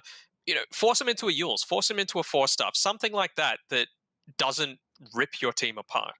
But Oracle, they're going back to the well one more time. Oh, they go for the Undying again. I mean, why would they change what isn't broke, right? In game one, that was dominant for them, made the off lane terrible for Boo One, and then really helped in the mid game anchor their team fight. You know, it's not the most dynamic hero we normally think of, but if you've got a lot of other heroes who can initiate, who can make fights happen, the Undying is a terrific support. And they followed that up with a Nature's Prophet. So, you know, a hero that multiple players on the team play. I know Lord Boons has an affinity for it, but he was the Undying in game one. Do you see this as a core or a support Prophet? It's so open. I think it's one of the few heroes that can be played in every single role in the game. It's so strong. You can farm a ton with it. You have great teamfight presence. You can always just be a courier sniper super early on if that's the way that you want to play it.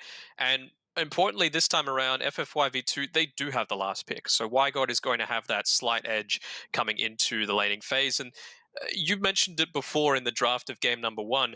They didn't have that gotcha style where they can pick something that's somewhat ambiguous and then throw it into the mid lane if they don't pick around it, or just make it a support if they do pick around it. Whereas this time around, they've picked the Lina second. So it could still very much be a mid Lina, but it's not quite as obvious as last time. Yeah, obviously you would assume that since they were so desperate to try and get themselves the advantageous mid matchup, in this game they actually have the last pick for WiGod, that this probably isn't their mid laner, but there's that threat there, and with Lina being, you know, sort of it's clear that they regard it as a safe laner. It's kind of their fallback. If Oracle overcommit to countering what they see as WiGod's pick, we could always see him pivot back onto this Lina. And, you know, if that's not the case, well, even though Lina's not like a super traditional support these days, you know, the Mars seems like a fairly decent offlane pairing with it, especially if you are confident in landing those spear stuns. Gives you an easy follow-up with the Light Strike Array for a pretty strong kill lane, even in the face of something like the Undying. They did go for another Strength core, which is interesting, playing into Decay after what happened to the Sand King, but the Mars lanes pretty differently to that hero. Much more aggressive, much better sort of kill combination with his spells early on, and hopefully they'll be able to stand up for the Undying, even if that means having a third hero who can rotate in. We will see. I mean, they're going for a much stronger laning setup this time around. Bane, strongest or one of the strongest in the game for it. You can just trade so effectively with that brain sap. Granted, they made the mana costs a little bit higher a bit more recently, but you know, Lina, good in lane. Bane, great in lane. Mars, he's all right, but it's just about getting that full combination through. And you mentioned that there's that stun combination that you can get. You know, the Light Strike Array isn't something that you want to be missing, especially if you've got a spear to preempt it. Yeah, and now whatever they do with the Lina, they also have other options. Like, you know, you can have Bane sleep set up a spear, just like it sets up so many other spells. So they're really going deep on that. But Team Oracle, they've already kind of got one up in that, you know, creating advantageous lane situations, because Nature's Prophet, no matter what position he's in, you know, the hero with the signature global map presence, if you are committing to one lane or another to try and make that yours, you can often face a Prophet teleporting in to even up the numbers at the worst possible time. And having a strong stun like the Earthshaker really helps with that, just buying more time to sway those engagements in your favor. So Team Oracle not going to just let FFYV2 have the run of the laning phase, no matter what they pick, it looks like. I really want to see them pick up their position 1 carry right now on FFYV2. They have to be thinking, what works well against this? All right, Sven, I like it. Okay. Yep. God Strength is slept on by a lot of people. Like 40 seconds for that duration now is insane. Yeah, Sven has definitely come into his own. I think people have really started to finally look at the hero again this patch and notice, as you said, like, yes, it's got its issues. Yes, it's got famously tricky matchups against certain heroes like Nature's Prophet, but things are different now to what they were then. And the hero's base toolset is so powerful for farming, even for laning. And then once you get set up, the damage potential in the late game is insane. And it is kind of one of those heroes that we mentioned. Oracle like to guard themselves against very extreme blowouts, the kind of things that can turn a game just in a fraction of a second, that can happen to anyone. I would put God Strength Sven in that category. It's the kind of hero that if you blink into the right spot in a team fight at any point in the game, you can just instantly kill several heroes and be game ending in that way. It's a threat that never really ends once you get to a certain point in your itemization. So I like that they go for this hero. Also, opposed to the Drow, this is something that's a lot harder to blow up. Although Oracle, they find the Timbersaw pick, something both teams like to draft late, and this does look like a great matchup for it, something the Sven does ultimately have to respect. Yes, that's true. I know exactly what pick I would go for if I was FFYV2 to round out their draft, and I'm hoping that they're on the same wavelength for me. I want to see a Phoenix coming out from them right now because it works great Wow. with Mars. You can throw Lena into mid, and not have it be a losing lane. You can, with the Phoenix Egg, you've got Earthshaker who doesn't want to be up hitting it. You've got Nature's Prophet who doesn't really. If Timbersaw has to hit the egg, then he can't be using any of his abilities because he's disarmed otherwise. And if they are all clumping around this egg, you can have Sven come in and just start cleaving away at people. So I think it's not necessarily the perfect pick, but it's going to be a really strong pick. And Yeah. I'm hoping that they think the same. 10 seconds remaining. You make a big argument for it, and I mean, I can definitely see it happening. As you mentioned, this team from Team Oracle, obviously they still have a last pick, but they are abysmal at egg hitting right now. And these are the kind of heroes who can struggle, at least, Prophet and Earthshaker. They have to be wary of that AoE damage. It's hard to get blinks off. If you're a low hit point hero like Prophet, depending on your itemization, you can be vulnerable to Phoenix damage even as a support. And it would be a support Phoenix, but you can smuggle that in behind the Mars. That's an all right lane. And as you mentioned, Lena is not going to lose mid. That was kind of the advantage of getting that pick out of the way in the early draft. It means that they aren't cornered on this last pick into having to pick their mid hero. They could turn the game on their head if Team Oracle aren't looking for it. They ban out the OD with their first ban. Are they going to go back for the Phoenix? And if they don't ban the Phoenix here, is there a last pick from Oracle that would be strong enough to completely discourage the Phoenix by itself? Well, Snapfire's gone. They've got the Lena themselves on FFYV2. You just have to think, like, what else is going to be speed hitting this? Like, what's going to be able to get away as well? A silencer, obviously not an egg popper, but a hero who can play havoc with the Bane, stop combos coming out of the, to capitalize on the Mars arena, and makes it very difficult for Phoenix to get the egg off in certain situations. It's all right. I'm not feeling quite as strongly about it though. They're not really masterstroke picks, to be sure. Let me have a look through the hero list. Give me a second. Who else can attack quickly? I mean, Ursa has been the hero for the last couple of patches. This is not looking like a great Ursa lineup. I mean, he's okay against Sven, but that leaves you with a lot of melee heroes. So maybe you would just pick the Phoenix into that regardless and take your chances. Other than that, you could go for a sniper. I mean, there's one thing that I like on Team Oracle, and the reason why I would suggest these sort of very static ranged carries like Silencer and Sniper is they have great frontlining right now. Sven obviously can become mobile later on. They go for the Quap in the end, so there's something that's a pretty reasonable ranged auto attacker. Maybe not the hard count of the Phoenix, but like Lena, just a very solid mid, very flexible in how you play it, even where you play it, and certainly can, if they wanted to, be the hero controlling the tempo in the mid game. Like if you put a Quap mid and a Timber off lane and they both have a decent to good time, you have this Nature's Prophet and Undying. That is going to be a very, very strong push for FFYV2 to try and defend against, especially since, again, they have these heroes like Bane and Lena and even Mars who are not so good when they get initiated on, right? You really kind of need to find a safe place to stand and deliver. It's hard to always find a good spot for the Colosseum of Blood when you aren't the one dropping it down. So, I can see Team Oracle wanting to seize the initiative here. I can too, and it's kind of becoming the theme of this entire series so far, is that teams are picking heroes that they have banned almost entirely or they've never played at all. So they're just trying to pull a rabbit out of the hat this time around. Queen of Pain being Oracle's most banned hero throughout, and well, it's going to be a Shadow Fiend. I'm not going to get my Phoenix Dream.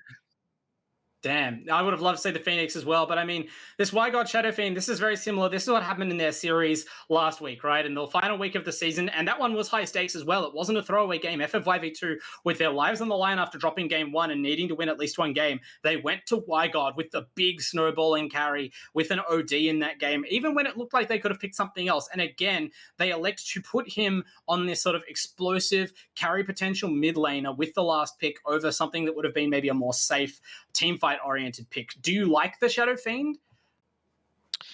It's all right, and it's definitely something that's in Y-God's wheelhouse. I'm just concerned that, I mean, they don't really care just to run at the Shadow Fiend right now. On Boons, it should be fine. On Calvin, it should be fine. Are you going to be able to be more efficient than them? I suppose they don't have an insane amount of, like, jungling potential like they did with the Nature's Prophet, and it's going to be a position 1 Nature's Prophet. We haven't touched on that just yet, so interested to see how that one's going to work out.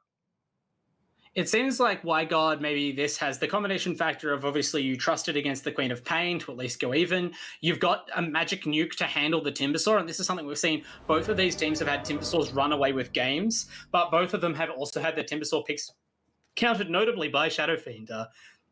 It's just the kind of hero now with the way that the raise damage stacks up that you can cut the Timbersaw off at the pass just when that hero starts to really take over the game. He has to still respect you when he would respect almost no other hero. And like you mentioned, Shadow Fiend can definitely be caught out. Any stun lets the Timbersaw, kind of blow you to pieces. But they at least have an avenue to threatening Calvin and try and make him play a more conservative game.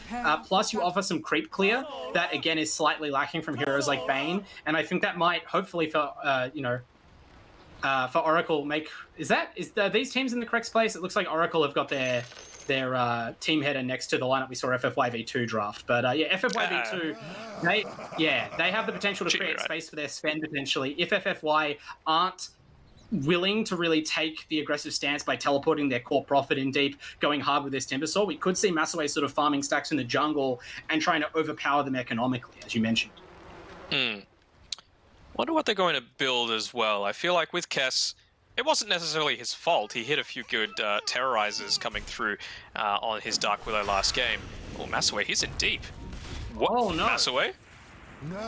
Okay, gets the Stormbolt off. Might buy some time, and now the other stuns are coming into fall, but no, Calvin gets the Whirling Death off cooldowns. That's a First Blood. I mean, First Bloods are a little bit more meaningful than they used to be, and certainly on the enemy carry with your Timbersaw, that's going to really factor into the lane as well, the experience differential, all sorts of little things that can make the difference in what we're expecting to be quite a close matchup, so that's not ideal. And after they were so conservative in the pre-horn positioning in Game 1, that's a little bit of a slip-up from FFYV2. The battle begins. And well, we've got the teams flipped back to the correct side, so that's been corrected, which is nice. But I want to see what I was talking about before with Kess and what he might be looking to buy. What's he doing up here? Is he just thinking, I'm going to go for a snipe? Is this a courier snipe? Yeah, but okay, we're going to run into... Okay.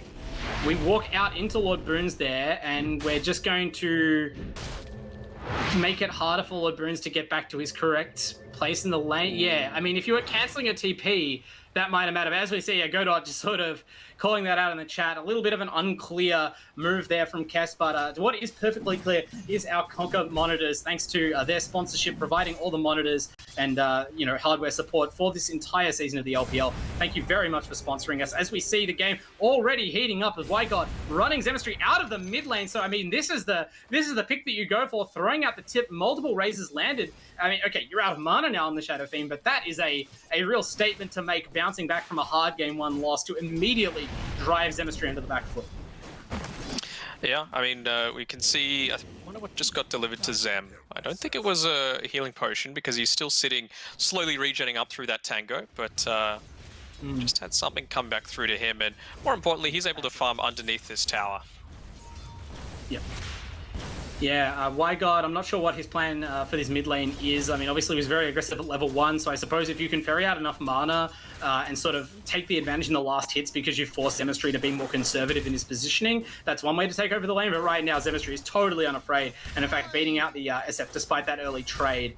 Meanwhile, Calvin making Massaway's life equally hard on the top lane, as we mentioned, getting level 2 so much faster because of that First Blood, and now a massive wave is going to crash in under the Sven's tower, and he is uniquely unable to farm it because of the positioning of this Timbersaw. Might even die again as Godot roams through, throw down the Fisher. Massaway looks like he has a bit of regen from, but he's going to get almost none of these creeps. Calvin's just hounding him around, saying, if you want to stick around, buddy, you're going to pay with your life for this experience points. This is a terrible start to your safe lane. Yeah, he's not even standing next to trees, just with that status reduction coming through from the Whirling Death. It's going to do so much, and at level 2, Timbersaw is a complete menace. There's nothing really that you can do about him, and it's only going to get worse.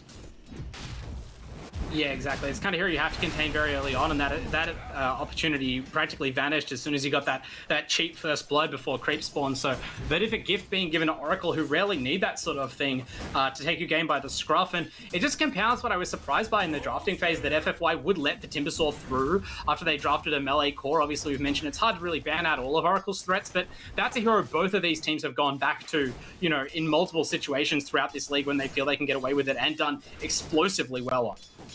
I wonder when when Godot's going to start rotating through, because he's not going to be needed really in that lane all that much. Maybe he's going to try and get a few pulls. Yeah. He's been spotted out by that ward, so... Yeah. He's playing as though he might be able to ambush the Shadow Fiend, but yeah, it looks like the WanderingBard is not really interested in getting Fisher to death today, so Godot eventually going to have to give up and roam back up to top lane. Not that the Timbersaw is really suffering for his absence. I suppose he could just sit here and just force WanderingBard to be more conservative and really give Zemistry an advantage that way if they don't mind the lack of XP on the Earthshaker. Godot, of all people, knows how to catch back up, and even now wrapping around to take a different position, still going to stand right back into that Obs ward, so this isn't going to be any more successful than the last, but definitely constraining what WanderingBard can do here. I think it's fine. Like, you just want to be able to dissuade WanderingBard from trying to make some plays happen. You can see here with Godot, he's walking around this small camp. He's probably going to stack that and then watch this top power rune. Zem's going to start making his way towards the bottom one, you would think. Oh, they might. They actually, WanderingBard stepped forward, but they're looking, and there's a haste rune, so potentially a kill. Probably going to leave that, or will Godot use it to try and force a Fisher? It looks like they are going with it on the Earthshaker because they want to pay off now. Haste is in a position, but WanderingBard is already back on his high ground. Actually, no. Is he trying to bait this Fisher? Because this is very visible to him, this hasted Earthshaker. It looks like the Shadow Fiend is playing super greedily, trying to force out a Fisher, thinking that maybe he can juke the damage and take the engagement. And indeed, Godot seems a little unsure. So it does not commit, even though they went with the haste rune pickup onto his ES. And now WanderingBard is going to salve. I think it's fine, just because you had Zem, who WanderingBard knew he didn't have much health and mana, so he could play that aggressively, and Zem wasn't really in a position to go in, otherwise he would have gone down. So it's okay. A lot of time spent by Godot here, but in the meantime, we can just see what that means. It means that Timbersaw, he's up to level 5, he's got a skill point saved up, so he can use it for whatever. If he's able to get a good, dive onto Massaway, then he can just put that extra point into the Whirling Death, but nicely done by Chestnut to be able to snipe that out. Yeah, we might even force a spell usage to secure the second bounty. We'll see if Godot wants to fire the mana, and he does. Gets on the right side of the Fisher, though, so Godot missing the Fisher blocking, gives up the second bounty, as well as half his mana. That's no good. These two level 2 supports having their little petty squabble off to the side. We'll see whether maybe even Zemistry wants to rotate over, but no, the life of this Bane is not really worth it, especially with the Fisher stun already committed on cooldown. And one thing that's interesting to me, after all that we described the difficulty of the Timbersaw lane for this Sven, he's actually ahead of the Nature's Prophet on net worth. So now they're collapsing on WanderingBard. Now the Fisher's going to come out cooldown, and it looks like it's got to be a death, but he has a lot of reach, and they're even bringing in Lucius to follow up on this, but can they punish? Zemistry going to go down as well, so this rotation a little bit dicier than Oracle might have liked, and now Lucius has not a lot of mana. He's got his teleport ready now. Oh, he's waddling away, but that's a stun. Can he get a TP off? I don't know if the Bane has a sleep available. Lucius isn't going to chance it. He's trying to walk his way out of the situation. Now he gets slept, so potentially can TP, but he's getting low on HP. Looks like he goes to the Sprout to block off Tess, and this is chaotic right now. Surely, okay, we're about to see Zemistry respawn, but it might not be long enough. Okay, lose yourself. The Fisher block keeps him from the... Oh, but the Rays coming at super long range. They played that so tight, trying to get Zemistry back in and trying to block off the Lina, hoping that was enough. But the other mid-hero respawns at the same time, and WanderingBard gets a free kill on the enemy safe laner of all things. Top tower has fallen. Yeah, have to be happy about that. I mean, the mid laners, they're sitting around the same spot. In the meantime, though, Calvin, he's got this gigantic wave. He's got the siege creep, and that tier 1 tower has been evaporated at the 6.5 minute mark. So, just Timbersaw things. Yeah, just Timbersaw things. I mean, look, Sven, as I mentioned, has reacted about as well as you could possibly have expected. He has accepted his fate. He has bowed to his Timbersaw overlords and just left the lane and gone to the jungle. It's actually staying neck and neck with Calvin on net worth and will now get to enjoy this giant wave. I don't imagine that Calvin will continue to play as aggressively behind the tier 2 tower, especially after seeing how hard Lose Yourself just got punished, but he is going to force Chestnut to step lively. No. Do FF5E2, do they worry much with this start on the Timbersaw, or are they able to just sort of give him that top tier 1 and then try and avoid fighting him for this next little bit of the game? I think you're always expecting the top tier 1 to just go, especially when you've got a Sven v Timbersaw lineup. Like, there's really not much that you can do at all. Well, they're trying to collapse a little bit onto him here, but Chestnut is going to be able to get away. Calvin missed that ultimate, so no chance to instantly burst the Bane, and looks like that Fissure is now going to come to nothing. They're looking to fight anyway, but that's still on cooldown, and WanderingBard immediately commits the ultimate, knowing the Fissure's on cooldown. Zemistry again going to get punished and die. The ultimate pushes WanderingBard back into the Timbersaw Chakram, so that's a good kill for them as well. Now Kess caught out amongst 4 as the Lena Chestnut has to fall back. That one salve isn't going to be enough. Little bit of a massive fight for Oracle, but overwhelming strength of numbers and just the sheer nuke damage coming out of them, able to secure another set of kills and probably another tier 1 as Chestnut thinks about giving them a bonus, but manages to retreat before Godot can Fissure. Yeah, they're teleporting tier into 1 talents. I mean, it depends who they are TPing in, right? Because okay. Tier 1 towers are worth so much in this meta, right? Like, it's all about... Oh, for sure. Not quite as much as previously with the snowballing, but it's just about trying to be a bit more efficient with your map movement. You know, previously it was all about, great, we've got a team fight where we've killed, let's say, 2 people, we're 2 people up. Let's group up and spend 30 seconds trying to take an objective.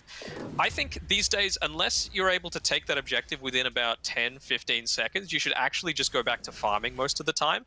One of the few exceptions is that tier 1 tower, just because of how much extra farming that opens up for your team. Yeah, and especially having already taken that tier 1 tower and top the sort of Timbersaw's tribute, that would be a huge kill. Although now, instead of getting there to mid, they're going on to lose yourself. The sleep is going to cancel the Prophet Teleport, and Masaway has so much damage, cuts through that Sprout, not going to have any sort of Arteezy shenanigans today. And this Sven, after a tough laning phase going off, they haven't even gotten the tier 1 mid, which I thought might be their exchange for that trade at top, but it looks like Oracle didn't immediately commit, or maybe didn't have the creeps there. Still several FF5v2 heroes, and they are clinging to this, you know, low hit point mid tower, holding onto that little bit of an outpost on the map that's going to keep their jungle open for them, and they are kind of slowly inching their way through this difficult post-laning stage phase of the game where you would imagine this Timbersaw and Quap and Prophet could be running roughshod in a different scenario.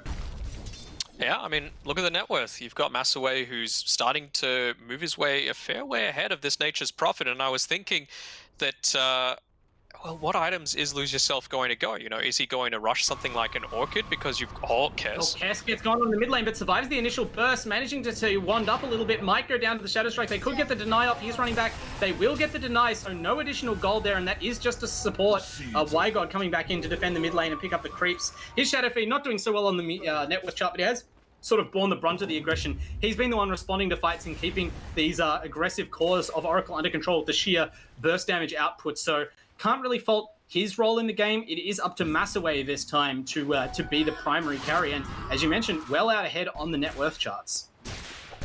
Well out ahead, but now they've also created a ton of space for Godot as well. You can see him there next to Zemistry on the bottom right-hand side of the map. He's farming up the wave because Zem's got the potential to farm through the jungle, and I would say he's at about 1,500 gold right now. So getting closer and closer to that Blink Dagger and being able to have a reveal pre-15 minutes is enormous. What a bounty!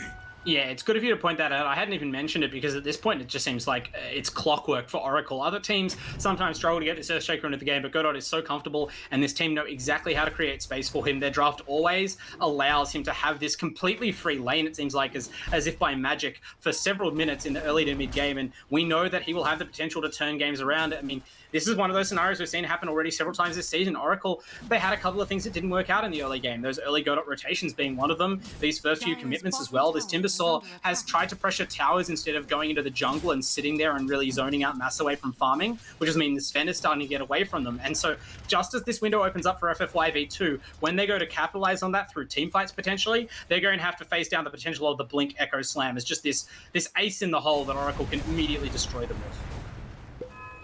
I was about to think he's not going to walk right up into that creep wave and echo and try and get a follow-up from Lose Yourself. It was very possible.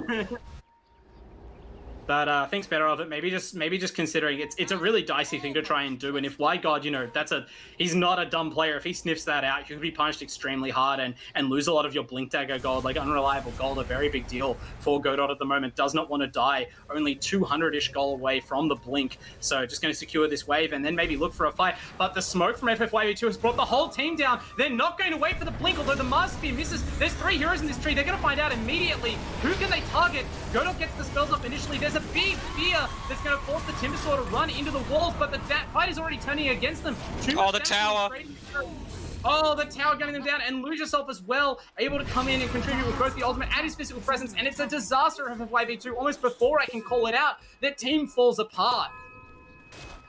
Yeah, Massaway eventually turning up, but for what, you know? He could be spending his time continuing to farm, and he goes straight back to it, granted, but yeah, the first use of that Arena of Blood as well just didn't come out quite as well as they would have hoped. Do you think things would have been different if that spear hit? Because they threw the spear, missed it, and then committed it anyway, and it meant that Godot got to cancel a lot of their initial burst of damage by just slowing things down with the stuns. It reminded me of that bad fight from Oracle early last game where they missed the duel and then went in anyway and died. So, okay, they do catch Lose Yourself. He looks very dead. Bit of a compensation for Massaway moving his carcass down to the bottom lane. But yeah, as I mentioned, FFYV2 maybe a little over-eager to try and interrupt that Blink Dagger. They are scared of this Earthshaker. Yeah, I mean, like, he's basically got it now, I think. I think he might just be having it delivered to him right now. Saw his courier just walk up and place something on him. Yeah, Zemistry about to pick up a big item as well, looking, actually a little bit further away from the Yule Scepter. Sorry, having gone back and bought a big pile of stats. I mean, can't fault him for that, just wanting to not die to the initial burst damage of heroes like Mars and Lena and SF. Now it's going to be a smoke from Oracle. They're hoping a little bit more productive than the one we just saw from FFY, but it's going to be a similarly tough initiation. All of those die heroes on their high ground in this triangle, hitting creeps together. And even as they fall back towards the mid lane, they are doing it together. So they are very aware of this danger right now. They know exactly where they are, though, with that deep observer ward placed up. Oh, we've got another arena. Okay.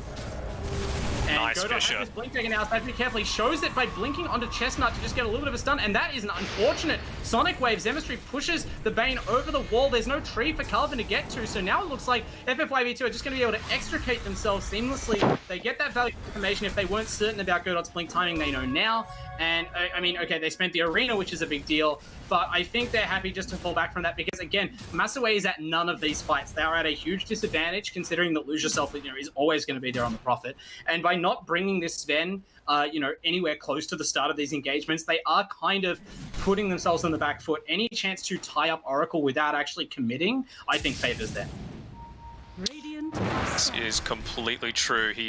We're reaching the 15-minute mark. We're going to have a couple of bounties come up on the bottom side of the map, which it'll depend. How do they want to actually go about this? Do you want to have a more proactive style on FF5v2? Because we've got both the Blink Dagger as well as the BKB queued up for them. So right now, really their only form of initiation is the Mars, and he's had to walk in thus far. I think he's still about halfway towards his own Blink Dagger. So until that happens, I think you might need to actually get something put forward onto the Sven that's able to do the same. Yeah, I mean, honestly, the Sven and the SF both have their BKBs queued up, so it seems like they might just be happy to wait for the Mars, and their plan is to have that Blink Dagger up at the same time as those two very important BKBs. I mean, I wouldn't be surprised to see almost everyone on FF5v2 end up with a BKB this game just because of how their heroes work, but, those two are obviously the most important and really enable... That's when we're going to see Massaway, take over the teamfight, potentially. So, Oracle have no way right now, apart from the Sprouts, sort of, to contain a BKB God Strength Mask of Madness Sven. And he does not need to be off the chain for very long to wreak massive havoc amongst their lines. So if they can line that up after an arena holds everyone in place, we are going to see destruction on the side of FFYV2. I don't even know how good the BKB is this game though, right? You've got a Queen of Pain, and of course you don't want to get kited around by Shadow Strike as a Sven, but I feel like something like an Ags is just so much more effective for him. Yeah, it's twice the price, but still, the stats that it gives, the mobility, he misses the Fisher. I mean, the Spear. Misses the Spear, yeah. And looks like they've got the sleep on the Timbersaw, but they don't have the damage now. He wasn't there at the start. Okay, they do manage to get a cheap kill on the Tombstone. I know whether that inspires the fight. Massaway certainly thinks so. He closes in now, but he gets Yules, and this is why I think, even if it's not the ideal BKB game, there's just so much control from between, and he has to be so afraid of the things like the Timbersaw and the, especially the ES Blink counter initiation. He just needs to be able to go in fearlessly, as he tried to do there. Instead, that one Yules buys space for Oracle to retreat, and now the God Strength is wasted. So it's just one of those very annoying things where you feel as though you probably won't have your full potential in a fight without that magic immunity, even though there are plenty of things to give you trouble even within it.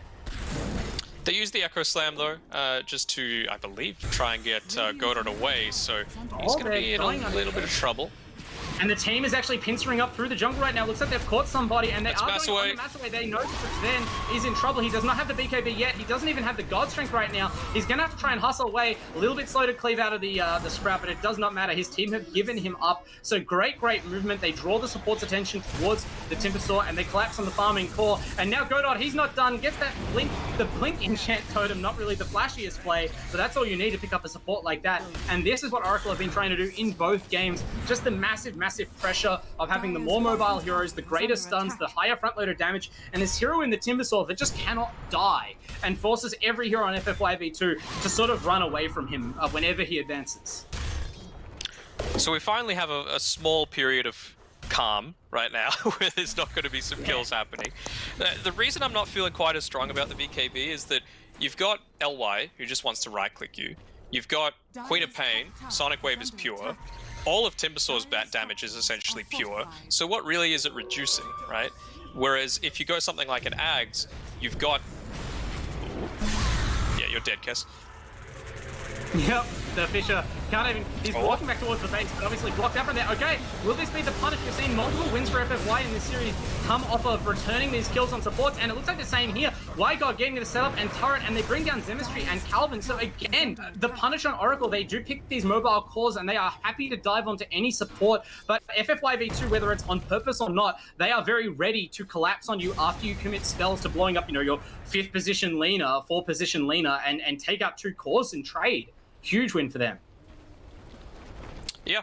The thing that I'm worried about when it does get later on is that you've still got this Nature's Prophet with Sprout. So we could see some Sprout-easy moments coming up here with the Sven because you don't really want to be holding on to that Quelling Blade. Could it be a fact of being forced to do that, being forced to hold on to something like you're not going to build a Battle Fury, right? So what do you do to try and counter that? I mean, given that Oracle have these vulnerable range heroes like a Quap and a Prophet who Sven can destroy very quickly, it doesn't seem like, he's going for the Blink. I was about to say, it's not the worst Sven Blink game. I don't believe in this as an always animal, though. He's going to get gone on. He has the BKB ready, so he could turn and fight right now. Though without the God Strength, I think he'd rather save it. He might be forced one way or the other, and now it's almost too late, so Massaway, okay, now he turns. Still the Yules! And the Mom. Yes, he can't finish off Zemistry, so now they're going to just try and retreat the Sven. He has got his 10-second charge, but it's all but done now. He's sticking around, so they're trying to fight. WiGod is at full strength. He's looking to maybe even channel an ultimate in the trees. Now he commits it. No, they seem very out of sorts here. Boo1 essentially dies to buy his team time to make a decision, but Godot is the one who commits. He has no hesitation, blinking on the backlines. Now there's Chaos. WiGod gets the Requiem off. They're going to try and bring down Calvin, but he's so tanky. Zemistry jumps back in. He's fully healed, and Massaway, who already was out of cooldowns at the start of the fight, has nothing left in the tank now, and FFYV2 maybe should have just got out while the going was good. They're heavily punished for their indecision. Oh man, Zemistry dodged the Laguna Blade with the Yule Scepter. That's the thing that completely turned that team fight around. And then Godot as well, playing his role to perfection, jumped in on the back lines. It's not the flashiest thing, it's not taking out the cores, but it just meant that the supports were not in any sort of position to try and assist the 2 main men on Massaway and WiGod to try and be able to survive that 4-man onslaught. Yeah, certainly a way that only Oracle could really, or a team of their caliber could approach the fight that way. Obviously, not only just the split-second dodge on that ultra-fast Laguna Blade projectile, but Godot's really, he's targeting the Bane elemental. It seems like with this Blink Dagger, every team fight going to him with the disables, making sure there's no Fiend's Grip to isolate these cores or trap someone like Zemistry out, prevent those slick plays. And I mean, it's working out for them in a huge way right now. That seems to be all they need to tip the scales in their favor. And that's a very unfortunate use of the 10-second BKB on Massa. I mean, if he just popped it straight away and hit teleport, that never needed to happen. And in the end, they give up all that they could have lost and still lose 3 heroes. Or even just pop it and try and fight a little bit, There was a period where he was getting Yule Scepted, he was getting kited around a little bit, but he popped it and ran, and didn't really allow his team at all a chance to try and turn things around for him. Oh, they're going to go on WiGod here. Okay. Oh. This might be a big kill there. Oh!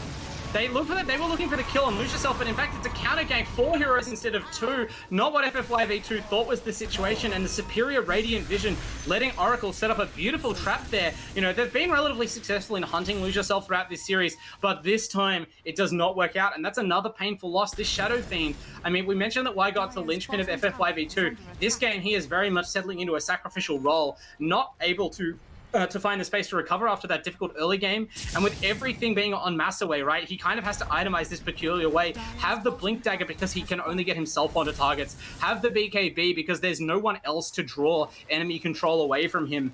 You know, he has to be able to deal the damage without being yulzed or stunned.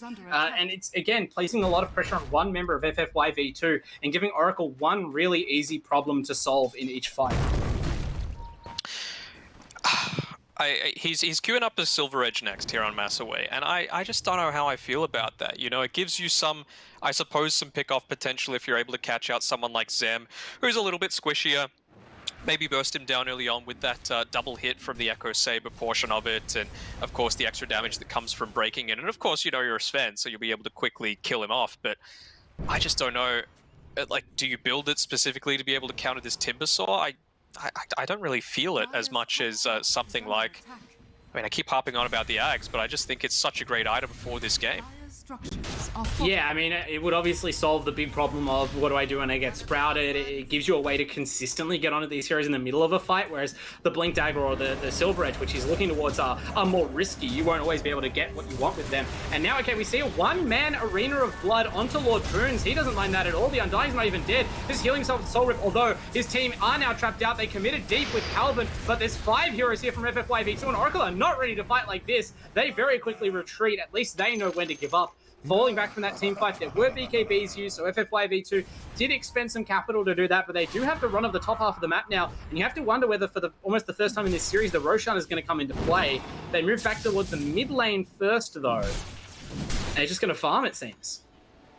I think that's fine. You need to get those next key items up on FFYV2. I think that team fight went so well because it was near, you know, their high ground. They had some vision up on those areas. They could, if they actually died, send in reinforcements, whereas Oracle didn't have that luxury. So I think it's fine. You can get this tier 1 tower, perhaps. Oh, yeah, that seems like they're big deal. Oh, okay. Are they really going to go on the Mars? Zemestree running forward very aggressively. Lucius up teleports into the middle of the team into an LSA, but there's no damage to follow up. Massaway is farming the bottom lane. Wygod is farming the top jungle. And so despite that really sort of nasty punish from the supports, Oracle know that that is a toothless tiger. There is no chance that these cores are going to die, and they pick up a freebie on Chestnut. And now it's they who control the Roche pit. They are pinging it out. They have nothing better to do. There is dire vision in this area. So for, you know, maybe only the second time this game, FFYV2 could take a fight with that advantage. Instead, it looks like Massaway is considering shoving in the bottom lane towards this tier 2 tower and maybe trading objectives. It is a tough fight to look for. They're 4 heroes up. The arena is ready if they decide to go. They're gonna leave it though. Are they? They've got a Silver Edge ready now, I think, on the Sven. Massaway is on the wrong half of the map. Yeah. Is dying very quickly. Yeah, they didn't commit. Massaway also not committing to the tier 2 tower. So again, like, the most conservative trade you can look for. I always call Dota a game of compromises, and FFYV2 are maybe not asking for enough in how they're making these exchanges with Oracle around the map. It's tough when you're, you know, getting punished pretty hard like you were in the bottom lane before in those couple of fights, but you can't let that discourage you. When Oracle are ahead, you need to almost reach greedier, really play with the pieces you have, like this farm Sven, and go for something. Make them come and defend that tier 2. Instead, they're going to try and defend their own in top lane as Lose Yourself bears down on them. We've seen Lose Yourself a couple of times make some overextensions, let's say, and be caught out. Yeah. And I think maybe that's what he was mostly scared about by being down in that bottom side of the map. But, you know, he's not at 100%, it has to be said. So, I mean, I think that's the sort of gamble that you need to take at this stage when you know you're a little bit behind, you know that they're taking Roshan, you got to get something out of it. Yeah, the goal difference between the teams is only 3k right now, and the tower advantage is a lot of that in favor of Oracle. You haven't even got tier 1 in mid or top, so at least pressuring a tier 2, giving yourself a little bit more space on the map would be very nice, no doubt. Make that jungle a lot less safe for Team Oracle. You know, that's what really allowed Oracle to shut down FFYV2 when the sides were reversed in game 1, is moving into that Radiant jungle, warding it up and getting multiple pickoffs there. So, you know, FFYV2, this game is not... I think they're playing almost like they're on the verge of losing, and while there's certainly ways for them to lose, they are behind concretely. I don't think they're quite at death's door to the degree that they need to play this safe.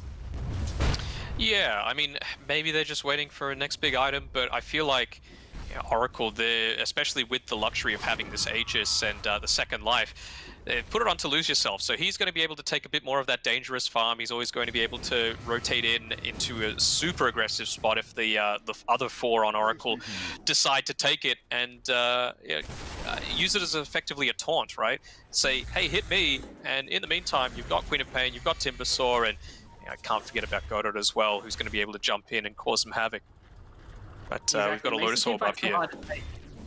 He's got Calvin, who's already like a hero. You effectively can't hit in fights, but also have to play around, have to respect his damage. He's a threat you can't answer.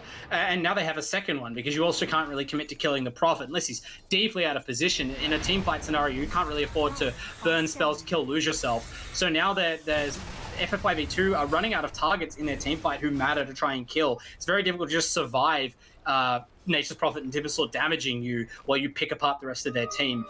So maybe they're just going to try and dodge fights while the Aegis is up. It looks like maybe their passivity relates to Y-God. We've said over and over again sort of how important he is, how he's the heart of the team, and they play around him. And his Shadow Fiend got pretty badly damaged in the early game, and the economic development has been hurt. So this looks like it's been a bit of a catch-up window for him, but I wonder what it's costing them in the big picture, because they're certainly Oracle heroes accelerating as well. Smoke on smoke happening right now. They're about to run into each other. They run into each other, straight into each other. Buwan, and there's an immediate retreat. Oracle, Oh, they get the silence out from us. Blink in any way after getting orchided. Oh no. He still manages to draw some fire, and Buwan runs in, Masawe runs in, no BKB pop, so he gets Yules. The arena goes down. It holds a couple of heroes in place. Lose Yourself is the target. Dies to the Laguna Blade, but of course only the first life. The Echo Slam is not as big as it could be, and Masawe BKBs, that's his trigger to go. Immediately Lose Yourself is teleporting with the Sven does so much damage, he goes invisible, I think, and actually manages to get out of there. And wow, that was a narrow escape, although there's a sentry right there, so I'm not sure 100% how he lived, but suffice to say, to Sven, one auto attack short of killing the NP, and Oracle, they make a really smart, very hasty decision to bail on that fight before it goes any worse, and that almost fell apart for them. Not quite as smart of a decision to buy back now on Godot. So if they take the next fight, it's going to be a bit rough, right? Because you don't have that turnaround potential. You know, let's say you get picked off pre-Echo Slam, you're very happy with that on FF5v2. So we'll see how it's going to turn out. We're just going to go back to our lovely faces during this little pause break. But I don't know, the complexion of the game has changed entirely. Yeah, it's really interesting to see. Like you mentioned, you had some misgivings with the item builds on FF5v2, but in their defense, they are at least playing in a way that enables those item builds, and they're getting the lucky breaks that they need to see them pay off. Like that Sven BKB obviously was a little bit awkward in the previous fight, but there it showed its strength, essentially forcing an immediate retreat out of Team Oracle and giving FF5v2 some space and a couple of free kills, nearly got a couple more. So if they can keep executing like that, and that was far from the ideal initiation for them, you know, it's looking more promising for them in the late game. And I think it speaks to the factor that Vision has played in this whole series so far, right? Like that's what the team fight looks like when there's not the big Vision advantage that Oracle have enjoyed from time to time. Godot can't hit that crispy, clean, perfect Echo Slam on multiple heroes. They don't know exactly where the Sven's standing, so they're vulnerable to having a hero blown up when he first commits. And, you know, if FF5v2 can keep choosing the battleground like that, where they don't have that disadvantage, their team fight looks quite strong. They do, and I mean, unless Oracle are trying to play some mind games with them, they're going to know on FF5v2 that they don't really have the ammunition to be able to go in like this while the mind games have begun. Godot is going deep. Okay, here's Lose Yourself. He doesn't have the Aegis anymore. They got up last side, so this is an eager commitment. They know, or they sense, that there is no one nearby for FF5v2, and so they pick up an easy call. We talked about Lose Yourself overextending a couple of times. That was him punishing the overextension. So Boot on the other foot, and now this mid-tier 2 is, of course, going to be under threat. Anytime you lose a teamfight versus Prophet, this whole lineup just kind of hits towers pretty okay. Tons of creep clear, plenty of auto-attack damage, and yeah, you mentioned before the Lotus Orb coming out on Calvin. He looks so secure sitting on the front lines right now. He had the Halberd. That was what probably saved the life of the Nature's Prophet last fight. But forced to pop that that glyph, so we know for the next 5 minutes, you got to be uber careful right now on FF5v2, because if you go down, you've got a Nature's Prophet that you're coming up against, and those towers, especially on your high ground, they're going to melt. Yeah, and Masawe appears to be intentionally spiting you, Danog. We now see his next item. It is still not the Ag Scepter. He hates Ag Scepter. He's buying an Assault Cuirass, which, like, okay, you know, you don't need to work very hard to make the argument for that item in the late game on Sven, but this seems like such a game to have the additional mobility and control of the Ags. You know, is this just a player thing? Like, that Ags hasn't been an item in the build for long, maybe he's just not comfortable going for it, he doesn't respect the item? I don't think so. I think the fact that he's still holding his Quelling Blade is letting him do it, but I think, like, that, the Assault Cuirass will be his 5th item. So as soon as that's finished, if I don't see an Ags queued up then I'm going to think something's up. Okay. I mean, obviously, the Ags doesn't always have to consume a slot if we go to Super League. Oh, huge blink, the first really big arena of the game from 3-1. But his team aren't in position to follow up. Instead, they collapse onto Zemistry, who's caught outside the arena, using it as a prison to hold back Calvin and Boons and even Lose Yourself, who for once was not able to teleport into the right position. Again, that dire high ground proving such a great battleground, and Oracle maybe need to rethink ranging up here, because every time they do, it's covered in sentries, they can't get the vision advantage, and it's hard to really utilize the Nature's Prophet. He doesn't want to teleport into black map and just get stunned and die as this fragile core hero. So instead, they take this sort of awkward, half-hearted run uphill. Their heroes are naturally split apart, and they are punished with efficiency by FFY. Maybe not realizing as well that Wygod had the Daedalus completed, so he hits a lot harder than what they might be expecting. I don't think they had the AC finished just yet at that time either, so no. It's going to be even worse for them coming up very shortly for Oracle. Yeah, I mean, I admit, oh, hang on. They found LY. Lose Yourself with a Phoenix Crypt. He gets the BKB. Okay, Godot managing to arrive in the nick of time out of nowhere and interrupting that stun. Immediate BKB. Looks like it's going to save Prophet. But yeah, okay, Oracle, the ones now responding and sort of having to frantically rescue their cores from tough spots. They're going to move in multiple heroes here to try and defend, but not find anything. FFYV2, this time they break off the aggression. They committed to that. They drew out a response. They got a BKB charge. Now they're just going to retreat and keep farming. And it looks like that decision to hold off for a couple of minutes and rehabilitate the Shadow Fiend. I mean, it is an edge of the hero and something that Wygod clearly believes in. It's farming speed, and he has recovered from being very much in the middle of the table and kind of questionable in terms of what he was going to contribute as a scaling core. Now he's back ahead of everyone except the Nature's Prophet, and given how those two heroes sort of use their relative net worths, you would have to say that FFYV2 potentially have the 2 strongest cores on the map, which is massive for them. He's not going for the item. He's not going for the eggs. God damn it. Hey, look, maybe he's going to pick up the blessing off of Roshan, right? This game does look like it's going for a while. Easily might be 3 Roshas, and then you're saving an item slot, right? Oh, it's just into the playing Lotus. the long game. And this is going to save Timberzaw's life, it looks like. Even though there are a horde of heroes here, they could commit the blink on Boo 1, but I don't mind FFYV2. They're playing more conservative here. They know they don't need to force fights. They feel their own strength for maybe the first time in this series. So, I mean, they are proving this is the form that we knew they had, where they could compete with Oracle, and Oracle's sort of slightly faltering early game led into a slightly less stronger than expected mid game, gave a bit of space to these cores. This Sven Massaway has had the game of his life so far, with a lot of pressure on, just staying on top of that net worth chart. How have Oracle not been able to shut him down? Yeah, it's been pretty rough, and well, even after giving up that first blood, you've got this awkward position where you can get sprouted up. He's still been doing a pretty good job there, and he's almost reached level 25 as well, so you're going to have an additional power spike on top of that. I hope that Wygod, I saw before that he had AC queued up as well. Hopefully he realizes that and changes up his plan, but it's already been finished up there on Massaway. Roche coming up short-ish. Thanks be to you. Oracle seem like they're still strong enough to take a team fight around the Roche pit. Obviously, they line up well suited to it, and it seems like these last couple of fights have more been, you know, factors of positioning or timing than just the relative strength of the teams. Although maybe even that advantage is starting to swing over in the favor of FFYV2 as their cores just pile item on item, and they tend to, these two heroes, this Sven and SF, they scale up with items in a way that Timber and Quap don't necessarily. Mm-hmm. I feel like Timber's kind of okay, just because a lot of what he does is percentage based, especially with that Whirling Death, but I get what you mean, right? He's just incredibly hard to kill in the laning phase, very hard to kill in the mid game, but it kind of goes back towards that not impossible level as it gets this late, and you get the minus armor items. You get like level 25 Sven ultimate is an extra 50% god strength damage, which is insane. and they have more of an ability to just ignore him and blow up his team. It becomes more about who can you burst. But speaking of burst, they've got a DD run on this Quap, and Oracle are seizing the opportunity. They sense that FFYV2 are nowhere near the Roche pit. I don't know if they hit a scan or something, but FFYV2, they are just giving up this Roshan. They're nowhere near it. They're not even taking a tower or anything. They're just sort of huddled in their own triangle, perhaps expecting a smoke, but Roshan was the gank target this time, and that's a second free Aegis to Team Oracle. I don't know whether maybe it's just too difficult for FFY to be holding a defensive position, but considering how the last couple of fights in their own jungle have gone, it's surprising to not see them holding a slightly stronger stance and being ready to respond. Again, just, you know, now they have to endure Aegis time.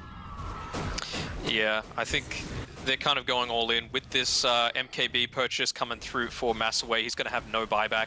I think he's very, very close to having it picked up. WyGod finished this one as well. So dual MKBs now. Pretty handy. Yep. Yeah. I mean, I don't know whether they clearly are expecting that at this point they're just going to outscale Oracle. Like, they're making no attempt to end the game. They're giving up the Aegis, which is several more minutes of, you know, essentially farming and playing defensively and dodging fights. So they clearly just expect that at some point their lineup is going to outscale Oracle, and they're not going to be scared of the split push. They're just going to overpower them in the late game fights. Do you back that up? Do you know? You mentioned Oracle's experience stands them well in these situations. Well, you say that, but we can see FFYV2, they want nothing about that. They're like, right, we're wanting to take a team fight right now. Who's going to get the vision up first? That's the key thing. True. Yeah, my bad. They actually are going in deep, and they do find some vision. They go on the Undying, though, I think it looks like. And, okay, Lord Bruins does go down without Timber's spell. dying. That's hugely important. Wow, Calvin blew up. I think was that the Silver Edge maybe coming to play? And lose yourself. He's in the back lines, but he has no support suddenly. Two of his team are already dead, and this Nature's Prophet does not tank damage well. The Aegis is down for almost nothing. Gems on the deck as well. Lord Bruins is brought back. Godot is still around. He's waiting out the BKB charges. Right now, everyone's magic immune, but the Echo Slam is still available. Forced to blink defensively, though. They just can't stay alive long enough on the side of Oracle, and one hero after another has to give up their sort of ideal team fighting position because they just don't have a front line that's able to stay alive long enough. And way cleaving apart Lord Bruins. That buyback didn't end up being worth anything. This Sven's raw damage output, you know, there's no cooldown on swinging that sword, and he just punishes one hero after another in that Oracle, you know, the Radiant jungle, just not a strong enough position for them. And I mean, maybe that's a hard team fight to call off early on. They've run away from so many others, but I mean, maybe they're just running out of opportunities that are worth taking. Yeah, Godot, he's wanting to try and delay this for as long as possible. He can't fight this without at least his Timbersaw backing up. You can probably have the buyback come through from the Nature's Prophet as well. Might look to pop it now to dissuade, or could they be going for the Godot's surprise buyback play is still one more down, time? right? That's why he's being so defensive. It's a consequence of that earlier buyback, is it? Yeah, I think so. But FFYV2, they're not that keen to take a backward step. My bad. And okay, he's committed, gets in with that Echo. There's the big hit, kills WyGod. He dies instantly as well, though, and I mean, Calvin's dead again. Yeah, that's going to be the game. So I don't want to jump the gun here. This is a furious assault on the throne of Oracle. They buy back several heroes, but it's still 2v4. 2v5 as WyGod has brought back, making his way across the map. They don't want to overcommit, though. It looks like they're out of mana and cooldowns, except for Chestnut. So, okay, looks like my inability to read the game continues to shine through as FFYV2 first take a winning team fight into Aegis and buybacks on the enemy side of the map after itemizing, I guess they bought out to take that fight, but then falling back, now playing conservatively, having taken that huge advantage, not throwing it back the other way. I think as well, like, their choice to go for Thrones there and force out any buybacks that might be remaining on Oracle was huge, because LY, he only had about 10-15 seconds left on his respawn time, but he's just like, look, if I don't buy back, they're just going to end the game right now. So I think that's basically as good as a set of racks just to get a buyback out of the position one on the opposing team. Oh, even better, right? Because, like, Lose Yourself is, like, the split push threat as well. I mean, obviously, they've done a great job of holding up their tier 3 towers and even the tier 2 in bots. That's not, like, a real pressure on them right now. But in almost any late game scenario you can concoct, this Nature's Prophet is such a key hero for Oracle. If you can kill him without buyback and, like, any other hero is dead at all, you are going to take that throne immediately, right? So, like, now you really have put Oracle in this Death Store situation, whereas if you had gone for a second lane of racks, I agree. I'm certain Lose Yourself would have just let you take that, and that second lane ultimately wouldn't have meant too much. Like, not to mention there's still tier 2s up in the other lanes, but, you know, even if there hadn't been there, I think the throne is the right call, and now it's FFYV2 who are just a step away from winning the game. Although, granted, they're also, you know, not that far away from death themselves. We are entering this very sudden death late game scenario. Both teams have great pushing potential. Buybacks are scarce on the map, and core heroes have a lot of items. So plays like Lucius self-teleporting aggressively onto the bottom lane, near to the Sven. This is interesting. Okay, man, it just runs away again. Yeah, understandable. Well, yeah. They're making an aggressive smoke coming through here. They're trying to catch out F18, who blinks forward, so he's not going to be able to get away. Oh. Oh. Yeah, sense the gank coming maybe, but okay, throws down the arena. So is this a counter? No, the team are not going to get baited by that. They know he was sort of, that was a nice response. You blink because you think you're getting ganked. You BKB and TP, but unfortunately you blinked into the gank, not away from it. So that's not going to work out. The arena giving your team the opportunity to maybe counter initiate, as they've done successfully several times this series, but FFYV2 showing their great game sense is not worth it. And now we're really, it takes a lot to get you to commit to a fight at this point in the game. Almost nothing is worth getting wiped for. Yeah, I mean, I can understand the blink because you think you're getting ganked, but the blink onto high ground where you've got no vision and you know they're smoked is probably not the play, you know. Maybe blink back into the tree line. Yeah. Yeah. Awkward stuff. But yeah, I mean, that high ground without vision is now hurting both teams, and it's even a little bit of Radiant vision. Of course, they hold the outpost currently. The FFYV2 haven't been able to take that back. Or haven't moved to yet, despite, you know, farming aggressively down that lane as they were with the Mars. So a little bit of an advantage in controlling the space that Oracle still hold as we pass the 40-minute mark. And I mean, now Oracle, what are the items that they can build to try and break this base open? Because I'm sensing they're having trouble even approaching the high ground right now. Are they just waiting for FFYV2 to overstep and take a bad team fight outside the base? Or are they going to be able to itemize in such a way that they can actually mount a siege? Well, I think the big thing that's actually happened now for Oracle is that they've had BKBs be completed on both Zem as well as LY. So now they're not going to be taken out of the fight for a decent amount of time by the Nightmare, by the Light Strike array coming from the Lina. And I think I saw that they got a Timeless Relic on FFYV2 as well. So that's a good extension of the stun duration that might be coming through from either of those players. So we'll see what they're able to do with it, but it certainly makes them a lot more ready to actually stand and fight.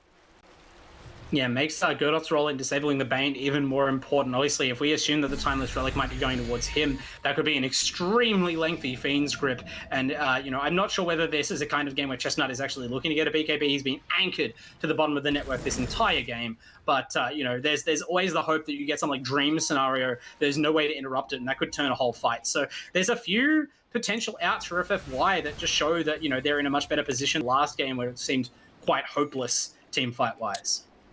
I think we might be about to see some heroes explode on Oracle's side because the Shadow Fiend, he's hit level 25. He's opted to go for the -4 armor on Presence of the Dark Lord, so now that gives -11. They've got AC for the minus armor as well, and you've got a Sven with 50% extra damage for God Strength. So good luck living if you get caught out of position.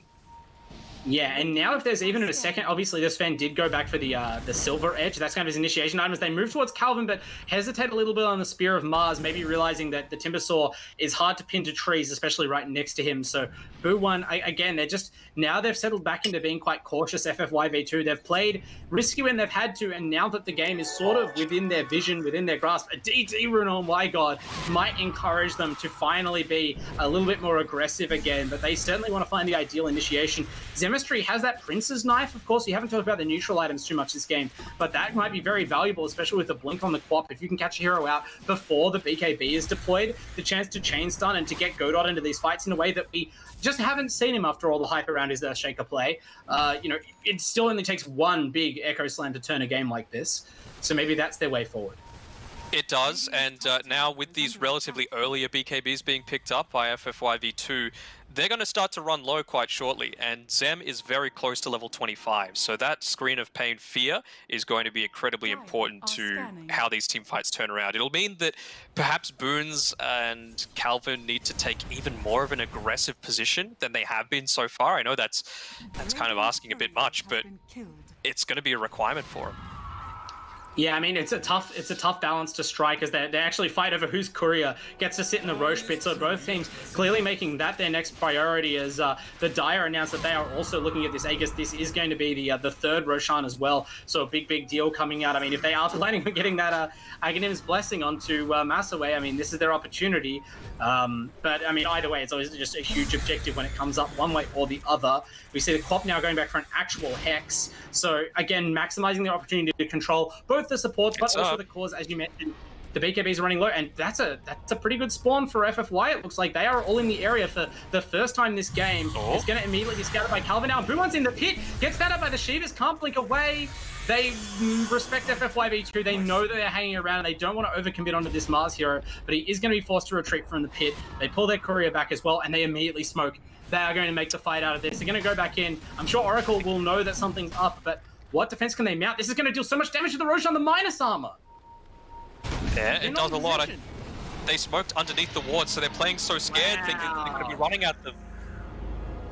They had to choose between running potentially into an aggressive ganking smoke and leaving the Roshan, and with the Roshan going down so quickly, that decision is binding, and now the third most valuable Roshan of the game so far goes back to FFYV2 as neither team has actually committed to a fight in the pit at all this game. Really interesting stuff, and now FFYV2 are going to march towards your throne. We're seeing Oracle frantically pushing out the side lanes, trying to get any sort of advantage on the map that they can. Lose Yourself is getting towards that bottom tier 2 with the Treants, but they're going to have to come back in a real hurry. They do not have much standing between FFYV2 and victory.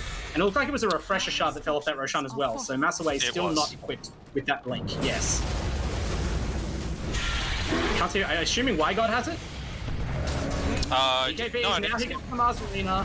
Okay, they're fighting. Lose Yourself is just standing in the arena and delivering with that BKB. They're going into the Massaway, who is disarmed right now. The Heaven's Hubbard doing work. Now the Sprout is going to shield Lose Yourself. Massaway's just hitting the throne. He's doing as much as he can, but the disables are coming out. The throne is so low. Surely Buon can finish it. He gets Yules. The heroes, okay, there's enough range auto attacks, but they bring it down. They just decide to throw their bodies at the building, and with all of their items and all of their minus armor, it almost wasn't enough. But FFYV2 squeak it out there. That is a hair-raising kind of commitment to make when your tournament life is on the line, but they commit when they have to, and they secure themselves a game 3.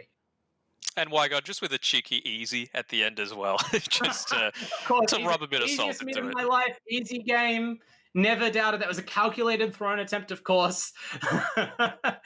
I mean, it takes some real cojones to pull that off against Oracle, but they got it done. And I mean, this is what happened. This is one of the two teams that were able to make Oracle bleed in the group stage. And we know now for sure that wasn't just a political win to try and set up some sort of desired matchup in the finals, you know, Oracle king making or anything. They are dropping a game in the finals now, and they can't drop another. This will be the decider. As you mentioned, Danog, no lose the bracket in this finals series. This is lose and you're out. So after the break, we will find which team is eliminated and which team will make it to the grand finals.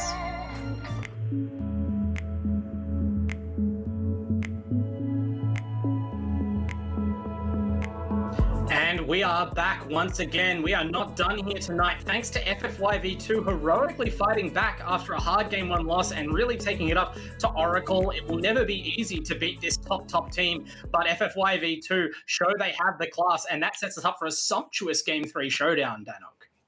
Sumptuous is definitely the way that I would put it. It was a delicious game number 2, scrumptious, whatever other adjective that you want to use for it. But, you know, they showed that a feast of Dota. They didn't want to play scared, essentially. They were happy to take the fight to Oracle. They're not going to be intimidated despite the fact that they have such a stacked roster, and we got a game 3 because of it. Yeah, and I mean, I think the night and day difference between the two games, obviously you have to, you know, do it on the map, but I think the draft set FFYV2 up so much better this time around. They really addressed their problems in game 1. Their lanes were more dynamic. They had a more clear path through their cores, as well as not so much pressure being put on any single core to get the job done. And I mean, it also again comes down to why God was able to take that 10th pick. As we mentioned, he had the last pick this time around. They used it on his hero when they could have just sent him down the lane with a relatively safe Lina. And it paid off. It didn't look like it as much early on, although he was really key to kind of stymieing any sort of early snowball from Zemistry's Quap and the Timbersaw of Calvin. And then in the mid game, when they made the little bit of space to catch him up, it turned out to be the game-winning move because he ended up taking things over. Yeah, I think there's a certain point where Sven just reaches critical mass, and they were doing enough to enable that, right? Like, I feel like much more strongly about the way that Kess was playing as opposed to his Dark Willow, just because the amount of Laguna Blades that you get off, the amount of long-range Light Strike arrays that were able to come through as well. He can clear waves on his own if he needed to, which you did a couple of times with LY constantly split pushing. Yeah, I think the big difference was that we just really didn't feel the same level of impact from the cores on Oracle as we have in previous encounters. Yeah, I mean, Zemistry's Quap had a rough time in the mid game, and even Calvin's Timbersaw found himself punished a couple of times when he went deep there, looking to really take control of the map by killing heroes who they see out alone. But FFYV2 are just crisp enough in responding, and they had the damage consistently, whether it was thanks to picking up that Shadow Fiend or again, just like you said, Kess getting into the game a lot more and having those nukes available to trade those kills every time. And it meant that Oracle, I don't know whether they lost confidence or not, but they did give a bit of space up in the mid game when you were considering that they have this Undying hero. They're clearly angled towards an earlier push. Didn't really feel that happen at any point. Yeah, I feel like they might be trying to change things up a little bit. I don't think they'll go back for the Undying one more time.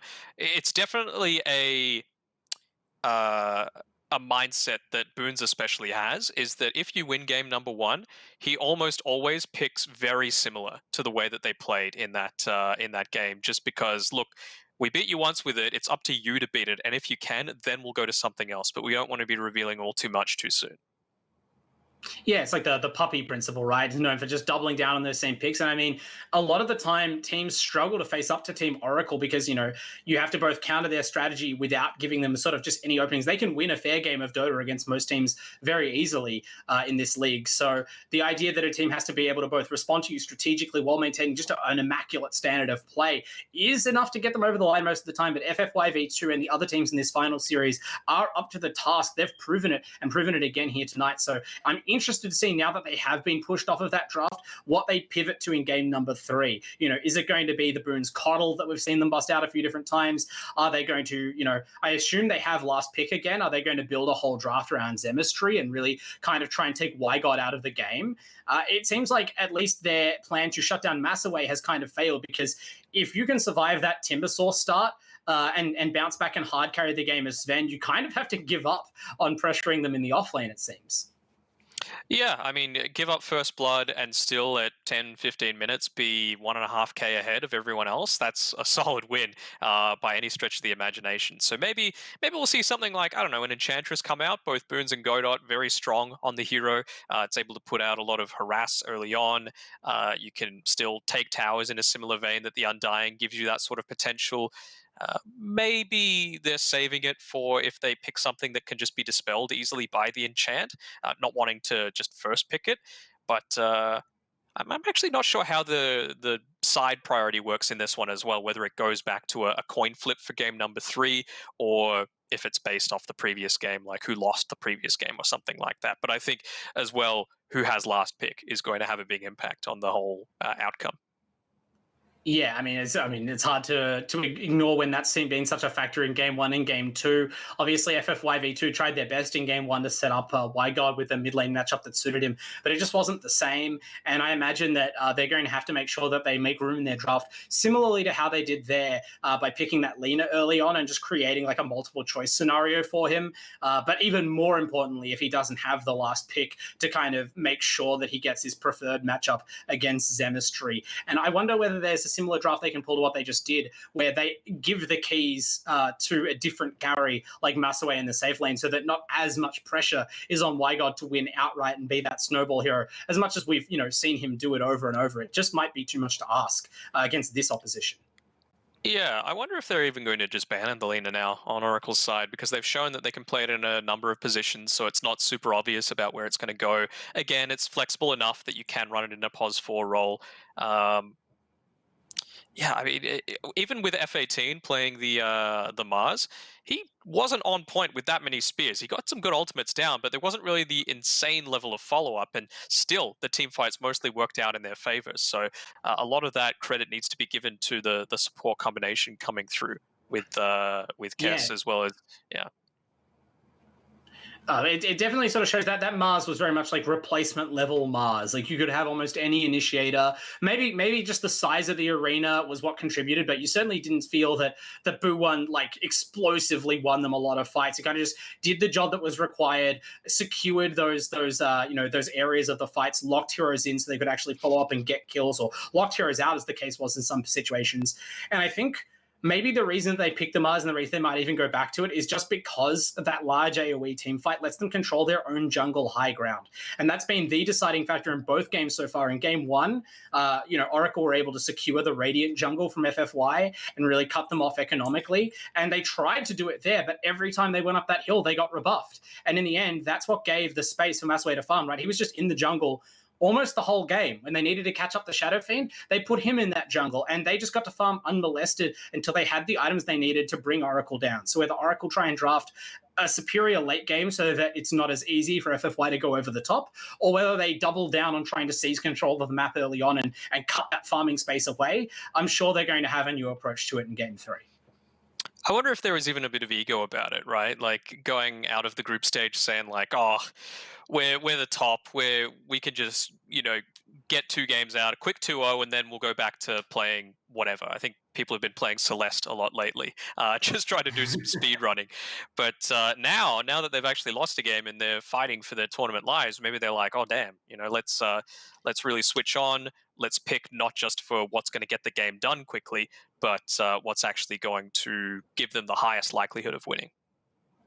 Yeah, trust me, it's a compliment to Oracle when we say that they may not have always been 100% committed to the most optimal winning play throughout. When they do lose fights or even lose games throughout the season, there's often a few holes which seem to come about more because they're willing to take big risks than because their team is somehow lacking in an area. They just gamble sometimes, knowing that most of the time they win, and when they lose, it won't be enough to hurt them. But this is one situation where you can win all the other games you like this season. If you drop this game to FFY V2, you will not be showing up next week in the grand finals. And you have to imagine for a team this talented, that is unacceptable. They are going home with the trophy, or they are going home very upset. So this is the game to wake up. Tumult, yes. They're going to just be, very annoyed, just stewing in their own filth, I guess we'll call it. But molding. Yeah. Well, this time around, Oracle, they've got the last pick. So if that was anything to go by from games 1 and 2, it's looking perhaps a little bit more enticing for them, and all the bans from Phase 1 are looking exactly the same.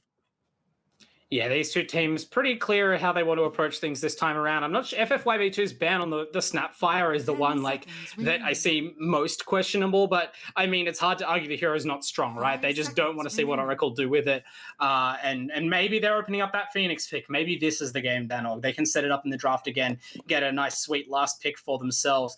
Obviously, the biggest challenge for them that we keep focusing on is how can they secure their mid lane despite Oracle having the last pick to effectively reserve for Zemistry. Yeah, and they're taking a lot of time to think about this first pick as well, just wanting to make sure they've got it all locked in with a certain strategy, and they're changing it up a little bit. So they're going with an Ogre Magi. Perhaps, again, this is going to be much of the Y-God show, or it could be Massaway, just going for that real right-click build, right? You just play for the late-ish game, get Bloodlust, get level 20 for that additional, I believe it's 40 attack speed for the Bloodlust, and hey, you can get a lot of work done. I mean, I wouldn't put them past them to pick something up like a Luna or something along those lines. Yeah, giving themselves that additional late-game insurance like we saw there, it does make the late game decision making easier like they did there. They didn't feel pressured to go for fights they didn't have to because they just felt this confidence that Massaway Sven would eventually, as you mentioned, hit critical mass. And if they can set themselves up with a similar win condition, that's traditionally been a way for teams to really stop themselves getting spun around in terms of gameplay strategy and at least play with focus. So actually the Phoenix first pick by Team Oracle, that's pretty bold against the Bloodlust. The Ogre himself, not a great hitter of eggs, but certainly if you have any range hero to charge up that attack speed for, you've got a ready-made counter. So FFYV2 now have the chance to respond, and I just want to also say, considering this to be a similar start to their game 1 start, where they just start with a very safe support pick, I like the Ogre more than the Lich, just because this at least is a hero they can use to roam between lanes and create a bit more dynamism that they were lacking in game 1. So it's already there in the draft. Yep, no, I'm liking this. And Phoenix as well, it's not just locked to the one position. You can play it across 3, 4, and 5. It doesn't really feel as much like a Calvin hero, but yeah, now this Ogre and Lina, they are definitely capable of going for those solo pickoffs themselves. Do you think Oracle, you mentioned they might have even decided to ban the Lina, and not only do they leave it in the pool when it was second picked by FF5A2 in Game 2, they go straight for the Phoenix, which is a hero that Lina is known to counter. Is this a bait? Are they planning something to shut this hero down, no matter which position it's in? I mean, if you pick up something like a Mars now, then it doesn't really matter. You know, you just ranged attacks just bounce right off the arena. There's nothing really that you can do about it. That's true. I mean, there's you kind of have to, at that point, start looking for alternative counters. Treant Phoenix, sort of a more classic version of the Mars Phoenix combo. You know, very difficult to hit the egg through an overgrowth, and the Treant. I mean, you can play a 3-position Treant, the classic Seb role. You know, multiple players have sworn by it recently with the changes to items like Meteor Hammer, giving the hero more effective build paths, more impactful build paths. And of course, that ultimate has been slowly buffed over time as well to be something worthy of respect. FF5E2 now looking to make sure they don't get completely aced on teamfight spells by banning out Faceless Void. I'd be interested to see whether anyone picks up the Underlord. That's a hero that seems to have had a huge impact this patch. And if you've got the Phoenix on your team, that is one more way to secure the egg, especially from melee heroes. Yeah, and I agree entirely. It's just such strong, especially with the increased AoE range of the Pit of Malice. They added the of the Firestorm, and then they added the talent for the Pit of Malice, so that's really handy to have as well. I wonder how greedy this Treant's going to be. Obviously, the Meteor Hammer is such a value item, but after that, when you're pushing out waves solo and just creating a lot of pressure on one side of the map without committing all too much, you can afford to go into something like a Blink Dagger. So, you know, as we were just talking about before, you can perhaps Supernova in a bit less of an ideal position and then just blink Overgrowth, and there's really not too much that FF5V2 can do about it. I mean, look, I haven't really seen the hero. I wouldn't have leapt to mind when I was trying to think of his hero pool. But, you know, greedy support, farms a Blink Dagger. Is this the Godot hero? I would say probably Phoenix is a little bit more like that. I've seen Boons play a lot more Treant than Godot has, but we'll see. It's still relatively open, like you were saying before, and it could just go, either of these heroes can go across any of the 3, 4, or 5 roles. Yeah, the one thing that I see as well is that FF5E2, Ogre Magi and Lina are both heroes who, you know, for all their strengths in whatever the early game, having stuns, having speed, you know, usefulness, they do scale into the late game through that Bloodlust and through Lina's own, you know, just capacity to pick up items, having Laguna as a useful skill. We saw that capacity in Game 2. Whereas Team Oracle, going for Phoenix and Treant, of course, there's very few heroes in Dota now who don't scale in some way, but they are more, I would say, early or mid-game focused heroes that are more about these, like, fixed teamfight ultimates in terms of what they bring to the table. And maybe FF5E2 are encouraged by this to go for another, you know, sort of very farm-focused pick like a Sven or a Luna, as you say. And it's going to come down to like a clear battle between a late-game lineup and an early-game lineup, and Oracle try and force the end sooner. Team pick. I wonder if Oracle are going to go for a Sven, just to try and counter this out a little bit. They could also go a Spectre. Spectre's pretty nice. Yeah, you're a huge hero this patch, and obviously works pretty well with these big team fight spells. Like, if these are your two supports, obviously they aren't necessarily, but these are supports that can kind of handle themselves. And, you know, Spectre is a great hero for ignoring what the rest of my supports are doing and just jumping around the backline and doing my own thing in a team fight while there's like an egg going on and an overgrowth. It makes it so difficult to try and commit onto the Spectre. So that seems like a decent pickup, but they go back for the Doom now instead. So this is probably the core hero, right? On Mars. Yeah, that feels like a Calvin hero, the Doom, for sure. So they've given up the opportunity to take the Mars away, and FF5E2 have done that, even though it seems hard to fit a Mars into Oracle's lineup at this point, but FF5E2 are going to secure that for themselves. So, you know, we saw how effective it was in Game 1. I'm sure Boo1 would love a chance to even have a better Mars game and contribute more to this victory. These are interesting heroes to try and catch out, though, right? Like, their positioning is pretty safe most of the time. Yeah, I mean, the only thing I can think of is if they do end up going a Spectre now, how much AO, like, constant damage is that going to be that's coming through? No, it's a Ricky. Okay, something a little different. Wow, yeah, so this looks very FF5E2 banned that out last time, I think, in the last 2 games, actually. It's pretty spooky hero, and something like Lina is extremely vulnerable to it. Even Mars, if you aren't able to get that clean blink initiation into the fight, if you get scouted before you commit your spells, can struggle a lot with the Riki, but they respond with the Phantom Assassin. So some really interesting core picks coming out.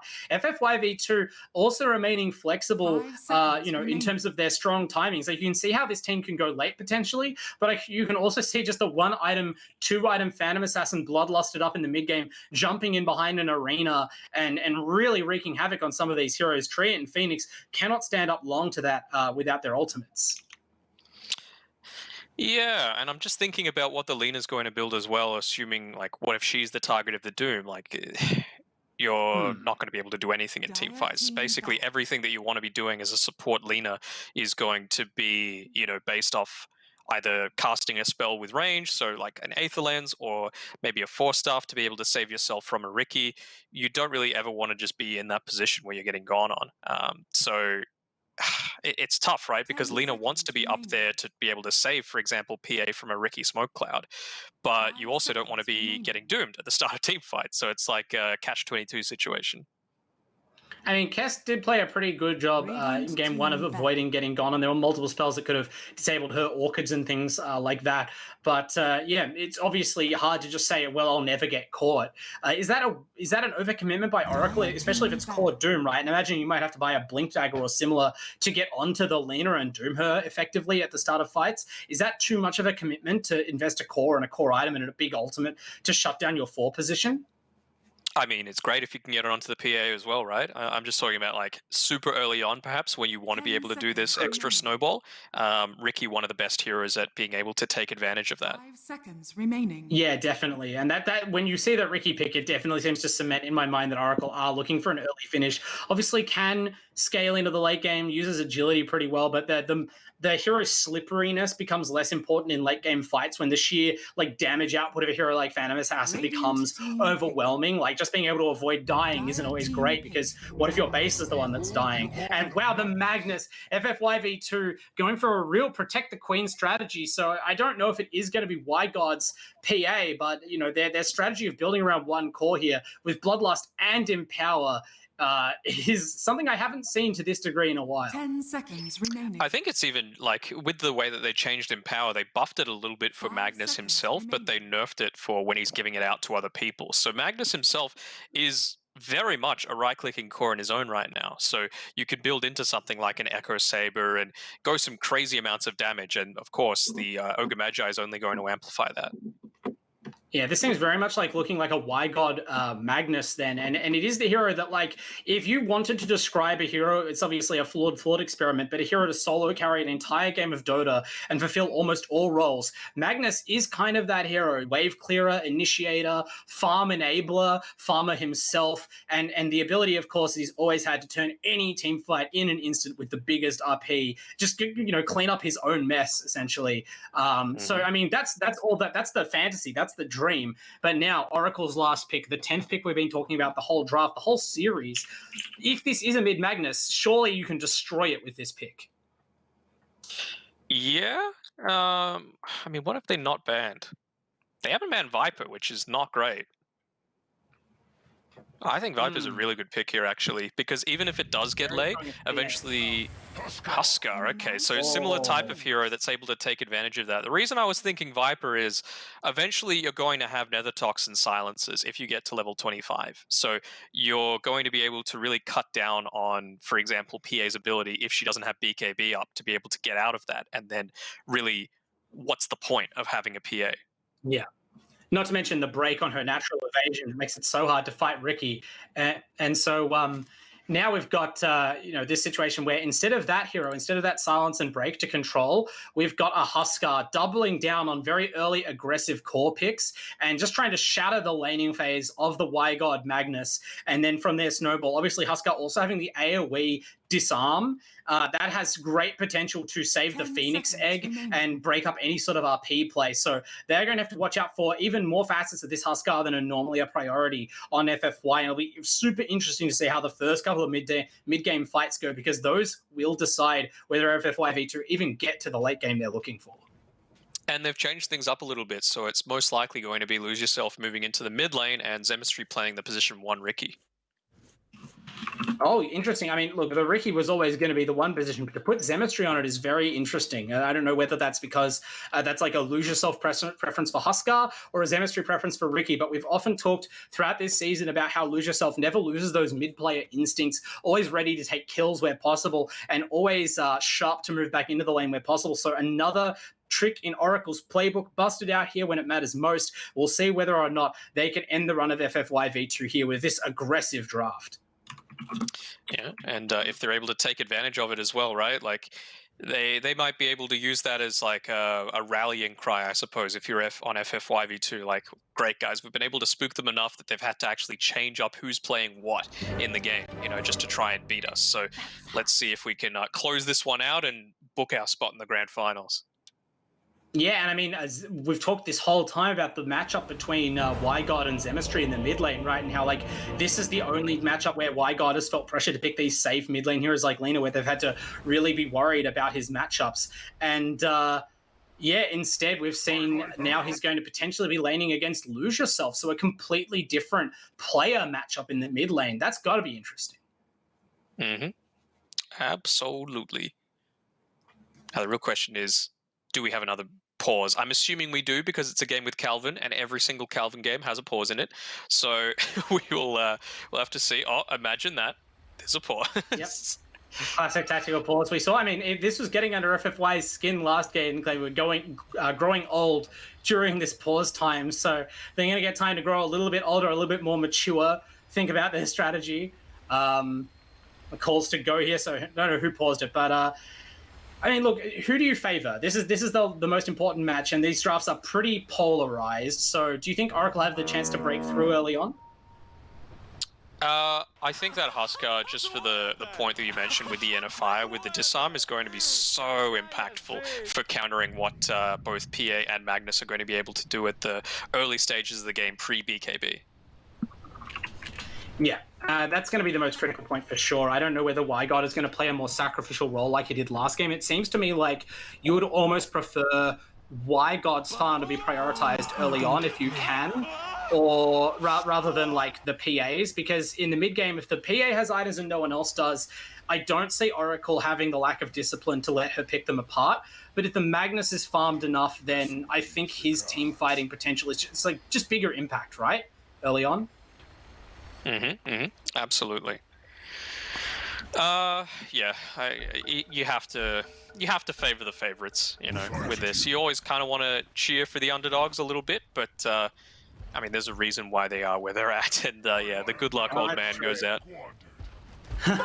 I like that challenge. I like that call. These two teams having a bit of fun with this. Now, after that game 2, they're definitely playing this game through as equals, right? Whatever, like, cocky approach Oracle had of the draft, they are forced to be on their game right now. You've earned their respect for this one game at least. And, of course, another team that's earned our respect, of course, has been WD Black, our longest-running sponsor and final sponsor for tonight here in the LPL Pro League, providing super high-quality hard drives, of course, as my normal casting partner, GTH, is always fond of reminding us. And that's what's powered us into this game 3 of the series and into our grand final next week. It's been a great season of LPL, and this might be the greatest game yet. Or are they going to find out Calvin here on the bottom side? You've got 3 heroes from FFY down there. We saw a very impactful first blood happen in the last game. Massaway again, the one who's sort of playing deep out of position, but this time he has support. They're going to turn and collapse on a Godot as this tree. He's going to scramble for the trees and the safety they offer, but 3 heroes, surely they can bring him down. He's getting rotations in as well, looking to trade it back the other way. Kess is the one who they're targeting. Godot's pretty tanky, they're having some trouble, and finally the dagger's going to bring him down. So after game 1, Massaway flips on his head. He gets the first blood this time, not onto the enemy safe laner, so not quite as devastating as it was, specifically giving the Timbersaw the edge that he had last game, but in what looks like it might be a safe lane, tri-lane for the Radiant. You know, that's a pretty big kill to get at the start of the match. I think they just wanted to do that at the very start, make sure that they could get that first blood with a very nice bait coming through, and they were able to secure 3 of the bounties as well, so things turning out perfectly so far for FFY. They are supporting Buon in the top lane, not leaving him stranded. They know how badly game one went after his hero got kind of pushed out of the lane early on. So Kess will be backing him up. And this is the combo that we talked about in the previous game between the Spear and the LSA, going to force Oracle to respect that. Although the Treant obviously can approach for some pretty funky angles and try and avoid things. This matchup is what I'm going to be watching. How can WiGod play this against the Huskar? He needs to get aggressive right now and get as much damage in onto the Huskar as he can. Even try and go for a kill, honestly, because with that inner fire leveled, he doesn't have that extra attack speed. He can't harass him out with the burning spears. So we'll see if he's able to get any sort of lead so far, but only the one last hit. And he did scarf that Empower, so he's going in for those early trades, which is good. Obviously, that's what you're wanting. But, you know, we said WiGod was certainly not shy about potentially trading lives early on if there's a matchup he feels doesn't advantage him to play normally. That happened in game one with that diving first blood. Maybe a similar situation here with some sort of skewer play. I'm not sure. As we see the bottom lane, Calvin having a little bit of a hard time. He has level 2 gained by the opponent's first due to that first blood, and Massaway goes aggressive. They don't quite have the killing power on this Doom, and Lord Boone's just holding things up the back with those fire spirits. He's got no escape. Yep, he does have a stick though, so that, you know, great early pickup. They go back onto Calvin now, and the Doom, wow, there we go. The attack speed from that Phantom Assassin just going so far in those kills. Level 1 Blink Strike doing work. Yeah, and just shows the impact of being able to have that level 2 just prior to the Oracle side lanes. So they're able to put a decent amount of harass on, but we could see the impact that this... Oh, nicely done! Here's the skewer play. Oh, the disarm, though, is so strong. My God, he's healing up with the Fairy Fire, turning around, can't really afford to get any damage back as a melee hero, and ends up dying. There's not the trade that he hoped for. Can't get it to work against the Huskar with that disarm. So a nice attempt, but maybe after going for it in game one, Oracle are just wise to your game and lose yourself, proving to be no easier a mid lane opponent than Zemistry. Yeah, absolutely. He had the... didn't expect the healing salve to come through from the Huskar. I think that's what did him in. Their fault. Yeah, that increased regen as well from the passive, and it's just tanking the tower shots, and we saw WiGod sort of hesitate, turn, maybe he could throw a bit more damage, but the burning spears do so much damage already that he really had fired his shot, and unfortunately punished for it there. Obviously, if you feel like you were going to lose your lane anyway, that has to be a gamble you take, but certainly not the start he was looking for, and he is going to continue on the back foot, although the Riggy in top lane, Zemistry really being brave as a result of the living armor, but it can't do everything for you. Buon throwing the spear, but it's slightly mistimed. Just a split second off, surely. Really nice try. Zemistry going to slip away as a result, and Buon has to retreat to make sure he doesn't get into trouble. Zemistry's hanging around. Probably has another Blink Strike. Does. Kess could be in danger. Man, must have been just on the threshold of blinking onto Kess there, but in the end, no one dies in this top lane. Fierce brawling happening. Calvin goes down again. The bottom lane looks to be busting open for Oracle right now. Do they need to do something about this? This Doom is not getting the XP they want. Yeah, I mean, I was about to say, like, if he's not getting the farm, that's kind of okay, but you need the experience. You need to be able to make that transition through, perhaps devour a few stronger creeps that'll enable you to be a bit stronger in the lane, but up until now, they're just abusing the fact that this Ogre is one of the strongest lane supports you can have. There's no chance that they switch the lane this Huskar's in, right? You just sit on this Magnus no matter what. You know, because you could presumably put Doom in mid lane, and WiGod's not going to be that much of a bully, but you would rather trade these lanes like they are right now. Oh, I wouldn't necessarily say that. Like, Doom, as big as he is, does still have not that much armor, so you want to be able to, like... Oh, they're probably going to be able to kill F-18 up here. Right now, and the support for a moment, he's just out of range, and yeah, he does go down. Kess looks like he dropped back for a moment to either stack a camp or look at the runes. For whatever reason, he's out of the lane, they skip it out, and oh, WiGod! Okay, this has to be intentional, right? Yes. Let's go with that. Yeah, I don't know why you make that. Like, he's not being challenged. There's no Treant. They know that the Treant's like not hunting him or whatever. There's nothing that I can see that would make him be so desperate to escape. And then he turned around and fought into that neutral camp. He kind of accepted his end at their hand. So I haven't seen a crit deny in quite a while, especially in the mid lane. That's what happens there, and it just compounds what a hard time this Magnus is having. Do you ever try and rotate him? Is there another lane they could shuffle WiGod into? He's only 9-3. Yeah, only 9-3 so far. Definitely not going to have the classic WiGod game that we're all used to, but these other lanes, they're going all right for FFYV2. It's just a matter of, you know, are they going to be able to dissuade this Huskar from coming forward towards him? And, I mean, he's one of those heroes...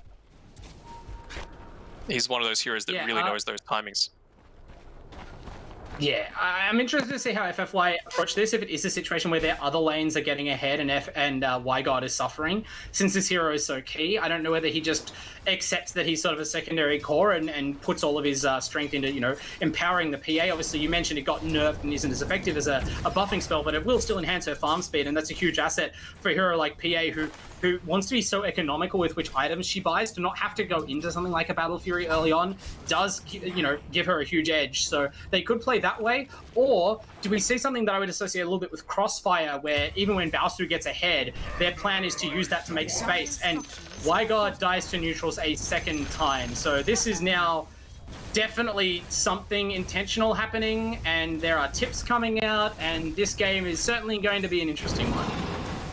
I mean, the positive is at least LY isn't getting the experience and the gold from getting the kills. I think this is the wise move, making sure that Kess just stands right behind the tower and soaks up some of that experience. And yeah, we can see here YGod, he's tipping up towards the top side of the map, skewers into the tri-camp area, and I mean, I would hope he's level 5 at least, but he should have 3 points in the Empower and start to jungle up. Okay, so yeah, he's been made the tough decision that this is going to look really bad for me, but this is not about perception. This is about game impact, and the best thing he can do is just avoid laning against the Huskar, which is often the right call. And now, if he can eventually transition into actually sustainably jungling, that looks like the right call. So, you know, all respect to these players. There's no one's doing anything but trying to win in a game like this. Sometimes that looks ugly in Dota, but it is a game of compromises. At least, as you mentioned, they are getting something out of it with the Lina getting XP in mid. Yeah, you've got the Phoenix standing nearby, though. They just want to funnel as much experience into him as they can. And LY, I was thinking he might even look to make a dive go in there. He's built into a few braces, so it's going to take a lot to bring him down, but wanting to back off just for now. Yeah, this Lina is playing an extremely dangerous game, even against just Huskar alone, let alone with the extra support there. Now they do bring across the Ogre, so Hero's starting to sort of be drawn almost gravitationally to this mid lane. I mean, there is sort of the side incentive of freeing up space for the cause. Both teams appear to feel comfortable in their safe lane, and now going one out against the enemy off lane, as we saw F18 on the Mars have to teleport home. Once the Lina was revealed to be in mid, did not want to give up another death without his backup, and that's just the power of the Riki, who is second on farm right now. It's neck and neck with the PA after the dominant Huskar. It's not a game over sign for FFY, because that's what these heroes are meant to do, but it is also still, you know, step one of Oracle's plan going pretty much as they hoped. They're about to make a dive happen. Zem's on the back line. He's lurking in the mid lane. They're looking for couriers. And that's a Trix committed to pick off a courier, so Zemistry announcing himself kills YGod's courier. That's going to hurt his income even more. They're definitely toying with them. No hurry to commit here, as Lose Yourself just sort of plinks in burning spears. Zemistry roams around and is a menace. I don't know if they're even just trying to like bait out sentry walls or something, but FFY V2 have no interest in fighting right now. Pretty much anywhere on the map. They're just putting whatever heroes they can near dying creeps. Chestnut right now is trying to juke out Calvin and just soak XP on the bottom. And in the mid, they are trying to farm the jungle without completely making themselves sitting ducks. But now Chestnut, speaking of sitting ducks, gonna get gone by Zemistry. He can't stay alive against this for long. Even as an Ogre, he will shuffle almost out of the Tricks, but the commitment from coming under the tower is punished, as it has been so many times. Calvin just never getting any freebies. At least FFY V2 are making sure he pays, and those rotations, Kess's experience in the mid lane pays off. He has the Laguna before the Doom is even ready. YGod's here. There's no egg either, so Bruce, his dive is cancelled by the skewer, the RP almost unnecessary afterwards. That was some sort of timing, and another free kill for FFY. I mean, the RP being committed is a bit bigger than necessary, but I don't think they're looking to take any large fights right now. That just sort of emphasizes that mindset. Zemistry still playing with them, but right now as the Riki by himself, he's not at that level where he's just bursting core heroes apart. So right now, he can be safely ignored, assuming they take those kills. I mean, he's only level 6. That's a big loss for a Riki at this stage. He's one of those heroes that, you know, you're not fantastic at farming. You're pretty alright in lane, but you're not one that can just go to the jungle like we've seen YGod do with this Magnus and farm up in that way. So you need to get your experience and farm from kills. Bot side, we've got another dive happening. This will please the gods. And yeah, there's a bottom lane, it looks like, and the Lina does go down this time. Zemistry with the support has plenty of damage, and this time it looks like FFYV2, they know that not every dive is worth fighting. They kind of expended a lot, especially in terms of TPs in that previous defense, and they say, okay, you want that tower, you can have that tower, you can have that kill. We're going to get a free kill from Massaway on top. Godot being terminated by the Arena of Blood. No hope as the Treant Protector support of surviving that one. And this is starting to look a lot like Game 2, which must be great for FFY. They're sort of setting up a similar situation where even though YGod kind of tanked a lot of pressure in the early game, he has the capacity to farm up quickly through the jungle. Massaway is having a fine start and is on a hero that, you know, is not, a passive agility core in the early to mid game. And so now it's going to be on Oracle, I think, to find this farming Magnus in the jungle to take team fights that, are on their own terms and show a bit more aggression that they did in Game 2. Yeah, I think right now is the time, though, that Oracle really want to start making some plays happen. They've got the phase boots, they've got a couple of braces, they've got an armlet. There's not too many other periods of the game where you're going to have a stronger LY than right now. Yeah, this Huskar is enormous, like twice as strong as every other hero on the map. I was talking about PA having some sort of, cachet in the early game. You have to respect her more than you might, a Spectre or something at this time. But against a Huskar, especially with that armlet build, that's so much armor on top of all of the extra hit points and the hero's inherent tankiness and the disarm. Like, normally you would count on the PA being able to fight a little bit, but now Kess, they just have to give this up. The LSA not going to work out against the Egg, although the teleport from Chestnut comes in fast enough and Zemistry doesn't commit to finishing the Lina. He's spooked away by that TP, and so she gets to stand and hit the Egg. So again, jump the gun a little bit. They committed first, did Oracle, and then decided not to go, and they just give up their Phoenix. Yeah, I'm a little surprised at how well Zem is doing with his farm as well, despite the fact that he really hasn't been in lane all that much at all. It's a lot of it's been spent roaming, and there haven't been too many super successful ganks either. We've got a smoke coming through here from FFY, and they're going to try and make something happen onto Calvin, but he backs off just in time. I mean, they have also taken a bunch of towers, and I think Zem is doing a good job with, as you mentioned, Ricky not being the greatest jungle farmer in the world, just being aggressive in between situations where he can shove out a wave and pick up a bunch of lane creeps quickly, of moving around and hunting for couriers or hero kills in that time. But FFYV2 have done their own good job of kind of denying most of those kills. This hasn't been a runaway snowball game for the Ricky, as some are. And even there, we see another kill attempt under the tower going awry. So they are at least denying him that kind of bonus farm he could be getting from, exploiting the hero's early game killing power. Instead, we're going to settle back into more of a farming game, which does favor the Magnus team, although it's going to be quite some minutes before they catch up. They're currently 3k gold behind, pretty notable at 13 minutes, and one of the bigger leads we've had all series. And it's interesting, what does Blink Dagger on FF18, does that kind of enable FFY's team fight, or do they have to wait for another item timing after that before they start to feel like they're on even footing? Well, Mags just picked up his Echo Saber, so that's going to enable him to speed up his farm a little bit, which is great. We've also got the extra teamfight potential coming through, the Blur just being interrupted there by the Wandering Doom coming through. Just chilling out. And again, I talked how important it was to seize control of the FFYV2 jungle, given that all three of these games have kind of followed a similar tempo. This time, Oracle have done a good job, again, of getting up in there. The wards are up, the sentries are up, they have control of it. And Massaway, I mean, maybe that's the edge that the Blur gives them, right? It's a little bit of a safer way for them to face check that part of the jungle. So this time, instead of a hero dying to the Doom, he only pokes out, see that they are there, and fades away to a different part of the map. Still losing that farming space, though. And something that we haven't even talked about yet, because it hasn't really been a factor for FFY just yet, is that living armor that can be popped up onto the towers. It means that you need to commit so heavily if you're going to try and take any sort of map presence away, and in the meantime, you can just do exactly what they're doing right now on the bot side, try and take a tier 2 when only your tier 1's being assaulted. Yeah, and we talked how farm efficiency is so important, how sometimes it's good to be able to farm with one of your heroes while the others do something, how you don't want people to be committing to objectives for more than 10 seconds. Well, against the living armor, you really kind of have to overcommit. You don't have a choice. Otherwise, the damage to your tower will be reversed. Although they traded tier 1s, and the tier 2 didn't take too much damage for FFY, so sort of the earliness of the game maybe helping them take a more even trade despite the living armor. And now they've fallen back to defend. It looks like Oracle don't want to push the issue just yet, despite their strong Huskar. Yeah, so we've got a Blink Dagger up now on F18. I believe Desolator on PA and a Diffusal Blade on the Riki. So both teams are going to feel like they're really strong right now, both through some items as well as Huskar just being the strongest hero in the game. But again, it's just going to be all about execution as to who actually takes it. I feel like Massaway, I'm not surprised that we went, oh, actually, they do go for a kill and they pick up, Chestnut. So now, the Riki's caught out, Zemistry gets Lagooned, but he's still alive. The Phoenix Sunray and the Living Armor, the combined healing from these supports, helping him survive the first damage. Here comes WanderingBard, commits the RP. They just kill Zemistry. That was so close. He almost lived again, but now his supports are open.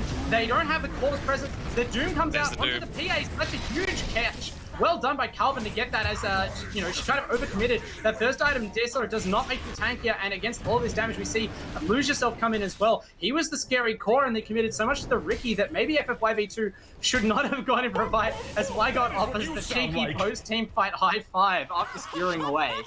I mean, maybe that's a psychological win in your books, but FFYV2 is just about to say how hard it is for PA to fight this game. I'm not surprised that she went for the Deso instead of something like a Battle Fury. That would have been too passive maybe, but against all of this stuff, even with the BKB, she's not going to be able to dive aggressively like you want the hero to.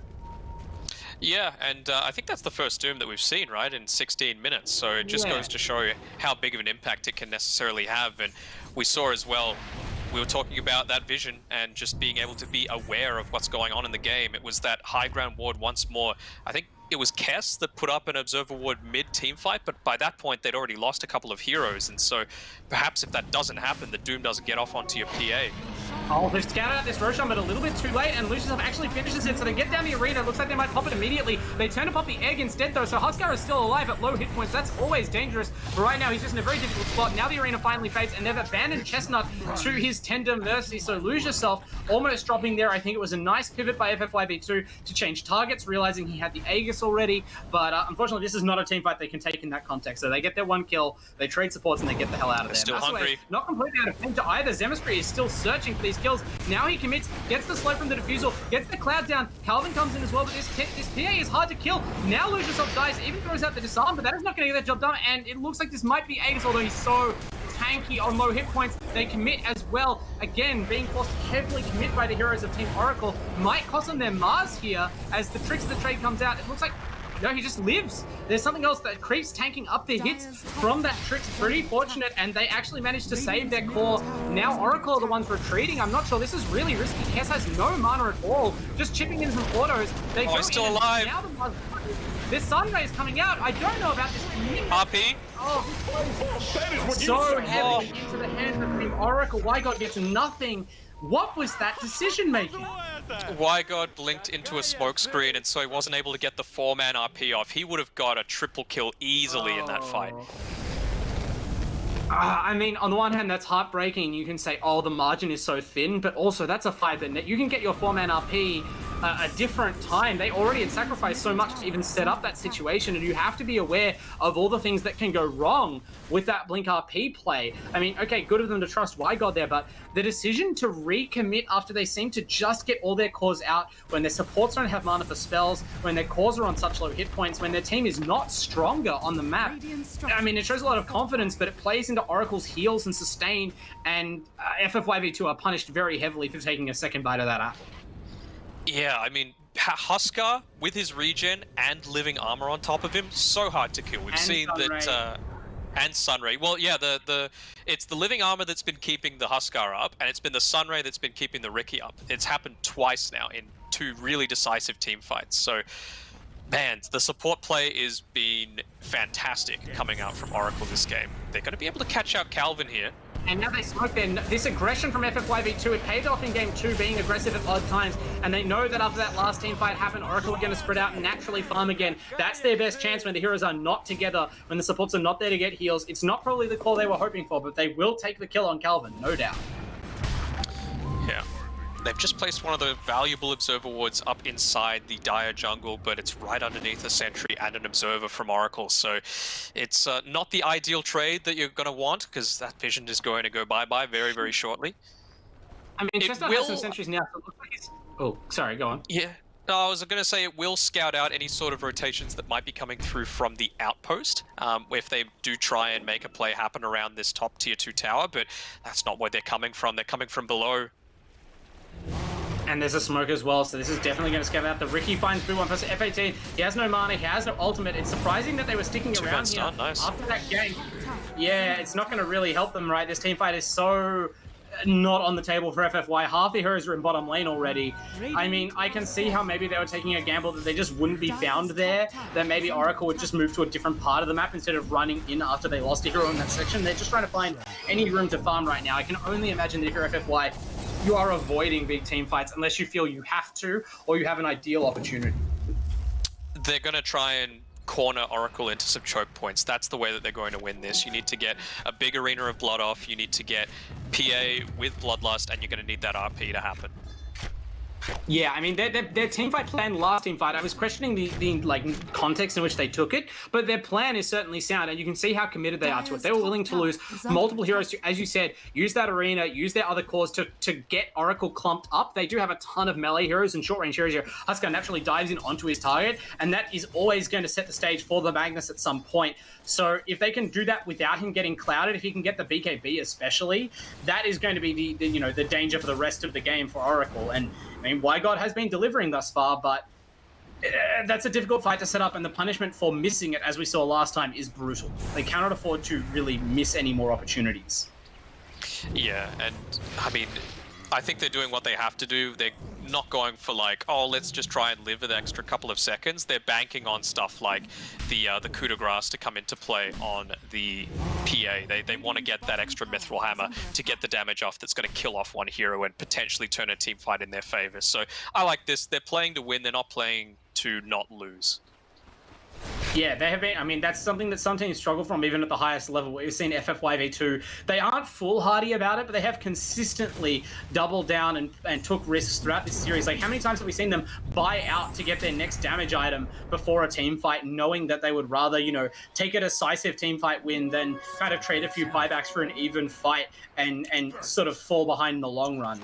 It's paid off for them so far, but you have to worry how much that luck can hold out. Oracle have 10,000 gold ahead.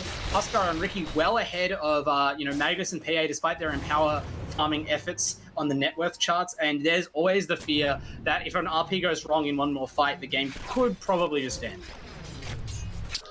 That is true. All right, so what do we got coming up next? We've got Ricky, who's going into a Manta style, so he wants to be able to dodge out a lot of this aggression that might be coming through from FFY. I'm thinking probably the Mars Spear is what he's the main thing, or it just helps maybe with just the Ignite. Ignite. Yeah. Fundamental item on the hero. It gives you a ton of agi, gives you pushing power as well. Pressure across the map as they go onto WanderingBard and just kill him with the Doom. That's brutal. He was farming very aggressively high up on the map, trying to sort of slip beneath the notice of the Dire, but Oracle find him. And that is Mass no good. TPs. Mass TPs going down. They're not going to be able to catch them. Okay. Oh, man. And Zemistry, yeah, they aren't able to get the retaliatory core kill, it looks like. At least the Mag did not spend the RP.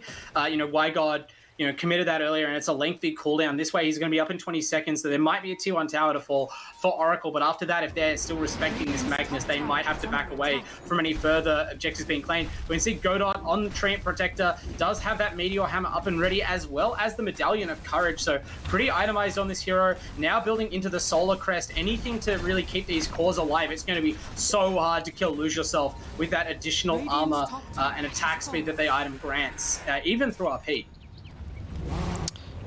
Yep, and we've got another smoke happening. Lord Boons, he wants to fight around this area. If he can get a Supernova off on the high ground, it's going to be so advantageous for his team. They're going to find Calvin, though. Checking the team, and how fast they kill the Sunray coming out, that percentage heal. Oh, the RP! There's the RP, catches a couple. They're going to be able to clean them up. The Meteor Hammer not doing anything against BKB Massaway, and now Godot has to run. Looks like he's going to be on the player as well. That item is not lining up well, and the PA, with her BKB reveal, gets stuck in. It's a good enough RP, not the 4-man, just the 2 it looks like, but I mean, that's plenty, and they clean up the rest of the team fight. Only Zemistry slipping away invisibly, but that is no good. Now the Roshan is on the table. I believe it will have respawned by now. A DD rune for this rookie is pretty scary, but one before... No, the Roshan not quite respawned yet, so they're going to have to settle for this T1 tower. Maybe they can even get the the tier 2 as well. I know that they would love that additional objective. And I mean, now Zemistry's just running around kind of wondering what he can do. Looks like he's going to decide to go for these couriers that you know are going to be flying out items after a big teamfight win like that. He's going to pick up a couple here if FFYV2 aren't careful. Blows apart the Kess courier, but that's only a support courier with wards. Surely these others don't just run into him. They turn around at the last second. Gee, that was close. Don't want to lose big items at a critical juncture like this, but they do protect it. So in the way, it's a support tanking the gank in the end. Still, to get back to that team fight, Dandog, that was what they've been playing this whole game. That's their game plan laid out on the table for all to see. Yeah, F18, he's probably going to be going down for this, although nicely done to be able to get that arena off. Yeah.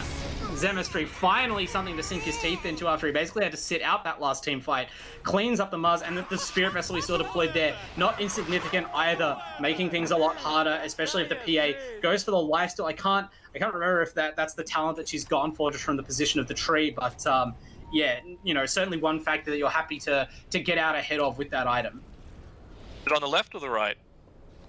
That's the thing that I'm short of. The talent. Oh, right. Oh, the lifesteal's on the right. I mean, look, so okay, she's gone lifesteal. Yeah, she's gone lifesteal. So, I mean, look, whether she gets that talent or not, you imagine that that's something their right-clickers are going to go for eventually, because against a hero like Huskar, it is a lot about just trading blows and being able to outfight him. So, you know, having the Spirit Vessel to go on the target makes it even more irresistible when he barrels in like that. So, pretty smart play, good Phoenix item as well, but, you know, now we have the Basher available on Massaway. This is starting to get to the point where you feel more confident in that, you know, 1v1 mano-a-mano situation. Yeah, and Roche just respawns as they walk into the pit. So actually working out perfectly. I don't think they are. The Dire Ward are covering their own jungle, but not the Roche pit, so they did not see this. There's not even an aggressive ward, even though they were up on that high ground before it's been dewarded, or they were not able to get the wards up, so they're going to have to send in Ricky Illusions to scout. Now they see it. How low is it? They're going to run in and try and save this. Oh, it's only at half. They can definitely take this. Yeah, FFYV2 know that they can't blow it up fast enough. They have to fall back out of the pit. So great use of the Manta by Zemistry, scouting out that Roche attempt and buying them in time. Massaway actually goes back in, has all the buffs on him. They're saying, you can go on our PA if you like, has the BKB to pop, and does. Turns the egg. But then immediately back out of the pit. There's the arena thrown down. Now that Ricky's in the backline, he's actually caught, catches the Lacuna. Gonna stay alive with the tricks, but again, you can't stay against the Huskar for long. And with the PA in the backline trying to tangle with the Ricky, the front line falls apart. There's too many strong calls on the side of Oracle, and now Massaway is the one retreating. This is not the team fight that they had last time. The RP did not even come out at all. And without the BKB on the, I assume there's no BKB on the Magnus. It's so hard for them to find a team fight when Oracle are ready for them as they were there. That's a huge loss. And I mean, that's such a tough situation to handle. You don't want to just give up the Roshan without a fight, but moving the PA in like that seemed very aggressive. Very aggressive, maybe if she was level 18, just for that little bit of extra damage that you would need to completely pop a hero before you're able to get the full assistance from the team. But yeah, I mean, the thing that won them the previous team fight was that massive RP in combination together with everything else. And granted, they still have that, but now you're contesting against an Aegis and Cheese that you need to have running at you. And I mean, that's certainly a much rougher prospect. I mean, the threat of RP when you're sieging is often that it's just going to take your best hero out of the fight, and then, you know, again, as we saw in Game 2, the ability to pop one enemy hero and have the numbers advantage is often the most impactful thing by far in mid to late game fights. That's not possible, and of course your Huskar is now armed with the Aegis and is bearing in on a Satanic as well. So we mentioned the lifesteal not going to work out for FFYV2 against the anti-healing items. Now they're going to have to contend with an even tankier, harder to bring down Lose Yourself, and they're shadow amuleting up their Y-God Magnus into RP range of the tower. They actually commit. They see the stun, so now he's going to be able to counter-initiate. He's not dying. No, Calvin jumps into the backline, so they cancel the blink on the Magnus, and now they go into him with the Huskar. They force the RP out, but it's mostly defensive. They do finish off the Aegis with that Laguna Blade, but that is not really great. You've spent two ultimates, you've only killed the Aegis. Can they kill Zemistry? He's stunned in the backline, but there's so many blinks and BKBs from Oracle. They are doing their classic Oracle strat. They are overwhelming them. Numbers just pouring past the Alliance of FFYV2, shattering their teamfight formation, forcing them into poor spell usage. And now Y-God is dead. Now there's no more RP. It's on cooldown even when he respawns. You've lost your Aegis, but Lose Yourself is so strong right now. Zemistry is so strong right now. It seems tough to defend the base. And right now they're just giving him more attack speed by getting him low. Sure, it's a bit of a scary proposition to be able to come up against this, but he's going to be fine. He's got so much healing him up. Yeah, and he has the armlet to toggle as well. He has the cheese on him to boot, so I don't know if FF5V2 are just trying to like force out the cheese, trying to whittle away this like massive pool of resources that Lose Yourself has to play with. But this is like the exact position you want to be in as a Huskar. Pretty much around this time, you just have so much to throw at the enemy in terms of hit points, and you are such a damage cannon that they almost cannot resist you. It's getting very close to that point at least. Yeah, and I think right now they're just going to go grab some bounties, maybe get the outpost, do some safe plays, and right now I think they've just finished the Satanic on Lose Yourself as well, and they've picked up a Paladin sword. So if he was harder to kill before, good luck. Yeah, at this point, the only way he ever possibly dies is some ludicrous PA crits, probably during an RP, but that also kind of assumes that you've been able to take the Phoenix out of the fight, so there's no percentage heal Sunray coming in. It assumes that you actually have enough items on Massaway that you're able to deal enough damage to the Huskar through his sizable hit points pool, and of course the stun duration is going to be shorter than ever because of the status resist from the Satanic, so we are really like building a lethal Huskar, even scaling into the late game here, and it is tough to imagine a teamfight scenario where FF5V2 come out ahead. There's also the Solar Crest completed on the tree, so another defensive pool, and this is not what you want to have happen. The Doom on top of the BKB, so this is the 10-seconder potentially wasted, or 9-seconder, and he might die as well. Even with that arena committed, things are starting to fall apart for FFY. They're just going to get away though, so... Yeah, no bashes coming through from Zemistry, going to be able to clean them up, but yeah, what a costly loss to be able to have no Magnus for the next minute. You can see the arrows being drawn along the map as well. They know where they need to be playing next, and it's looking rough for FFY. 23k net worth lead, 31 minutes. This is the first time in the whole series we've really seen Oracle kind of break away into this sizable net worth lead that they, are actually more used to having in the average game, and we know that they know how to play from in front. They're in this position so often. They're very good at taking aggressive positions where even if you trade with them, you are losing more and more ground, and the game kind of slips away before you have a chance to get back into it, right? Like last game, we saw YGod kind of recollect himself and catch back up on the Shadow Fiend by farming the jungle. This time they have not been able to control the Radiant jungle the same way. I mean, they've been able to clear away the Dire wards, okay, but in the end they haven't had that farming space. They haven't been able to scale him back up. He's behind all 3 cores of Oracle by a sizable amount, and they're not going to like get that space back now because there's no reason to Lose Yourself to ever retreat on this Huskar. Yeah, I mean, you were talking about the status before from the Satanic, the status resistance, sorry, you even get some from the Halberd as well, so even that RP is not going to be a huge amount to be able to try and take you down. They've got the Orb of Destruction that's come out on FFY, so that's a little bit of extra minus armor coming through, and he's picked it up. It's a Rapier being built by Massaway if they're able to last for that long, so we'll see if he's able to grab it. Yeah, I was about to say, well, what can they do to potentially come back into the game? I mean, that's it, right? You've got the Empower, the Cleave, the Rapier. That's certainly one way to have enough damage to explode the Huskar. You get a coup de grace Rapier crit on a stunned Huskar, you might be able to kill him through the healing. But then the question is, like, how does your PA survive in that? You've got to pop BKB against a number of these spells, and there's multiple BKB piercing spells left in the tank, right? Like, if Huskar disarms you, you have to BKB. But you might get halberded. They're chasing YGod topside.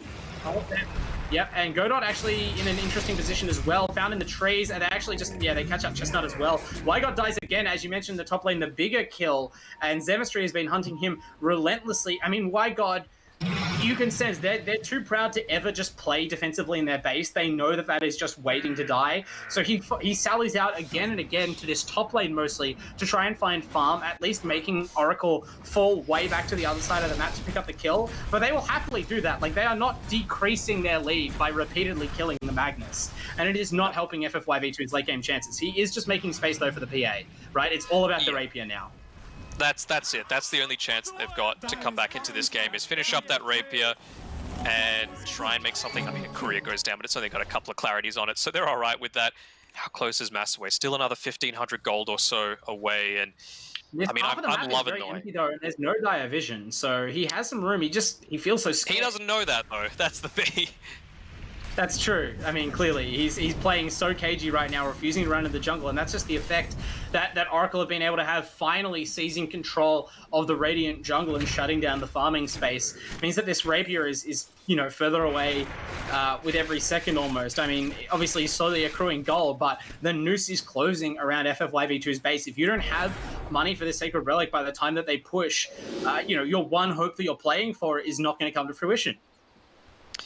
I'm loving the way that Oracle are itemizing as well. You've got Craggy Coat built on the Doom. They know that he's essentially there for the AoE from the Scorched Earth. The Infernal Blade's nice, but of course the Doom is the real moneymaker for them. And then on Lose Yourself, we were talking about the coup de grace really being the thing that is going to, the crit to take him down, but he's even got an Assault Cuirass, so he's going to be able to survive a lot of that in addition to his, I think he's got about 3,200 HP right now, 3,400.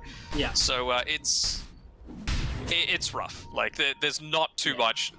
Everything has to go right for them, essentially, for them to have a chance. 1 million armor items coming out on Oracle. They, of course, have the Solar Crest as well on the Godot tree, and just every possible thing they can do to negate their one loss condition. And we've talked about repeatedly, they're always looking for what's the one way that they can get blown out, what's the most dramatic swing that can go against them. And in this game, it's kind of, even though the draft from FFYV2 presented, a few different threats early on, at this point, they're far enough behind that it really just boils down to PA goes huge, and even if they don't see that she's building the Rapier yet, they must expect something like that is going to be the last gamble. Oh, no. And now they maybe reveal it, they go in on the mid, and they even, okay, it's F18, so again, everyone else is just fodder right now to try and make space, but the net worth of the PA is not increasing.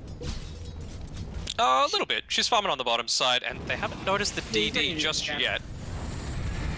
Oh, BKB popped by Calvin.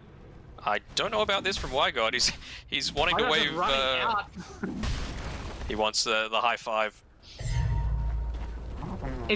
Honestly, it's so weird. This is the safest place for Massaway to be right now, on the other side of the map, because they've just formed this wall right now that you cannot pass. Is that because, well, he sort of escaped that cordon right around the jungle, and now that you're on the other side of the map, you sort of feel very safe that they have no reason to fall back. Wygod's getting gone on. And the DD rune has been grabbed by Zemistry. They were wise to it. And the Magnus dies again for 80 seconds. I mean, you make what sacrifices you feel you have to. Your PA is crawling towards the Rapier. She is in the vicinity of the enemy secret shop. Once she has the gold, she can grab it immediately and TP back to base. You won't be gambling on some sort of, like, desperate courier run. Actually, she has it. She just has locked the Demon Edge so that it won't combine in her inventory. Very interesting. Does not want to in case she gets. Surely killed. you lock the relic, right? Just with the extra little bit of. It is more damage. All right. Okay, comes so now there's no like sick unlock mid-fight play that. Okay, yeah, you just make it face. It has to be on you. Here we go. Leveler found by. Oh, it's Oracle. Unfortunately, they'd love that on the PA right now. They might even fighting them at the Roche almost seems ideal, right? Because like any situation where Oracle's primary focus is not on you and your PA increases her chances of finding. Do you want Wygod? They immediately consume the Magnus. He has buyback. This must be the plan. But they commit the PA already. The egg is down to Sunray 2 seconds well. She's blown apart. Their whole team is dying. There's no time for Wygod to buy back. In fact, he doesn't even have it. So he is dead. That was such a build-up to nothing, unfortunately. The anticlimactic GG call. I mean, FFYV2, they played it out, but in the end, it was such a snowball's chance in hell. Oracle with a dominant game 3. They not of respect FFYV2, but they let no hope shine through and close things out to secure their grand final place. Yeah, that's the real Oracle right there at the end. Game 3, it's do or die. They're like, right, let's take off our weighted clothing, and it's time for us to really make a play happen. But I mean, there were so many good plays that happened throughout all of that. Some of it, of course, through the draft, just putting yourself in a real advantageous position. Some of them, it didn't matter like when you picked it in the draft. I personally love the way that Boons played that game. I think he was by far the best player, just perfect eggs every single time. I think only one died when he used it underneath the tier 2 tower, but even that caused 3 rotations down to the other side of the map.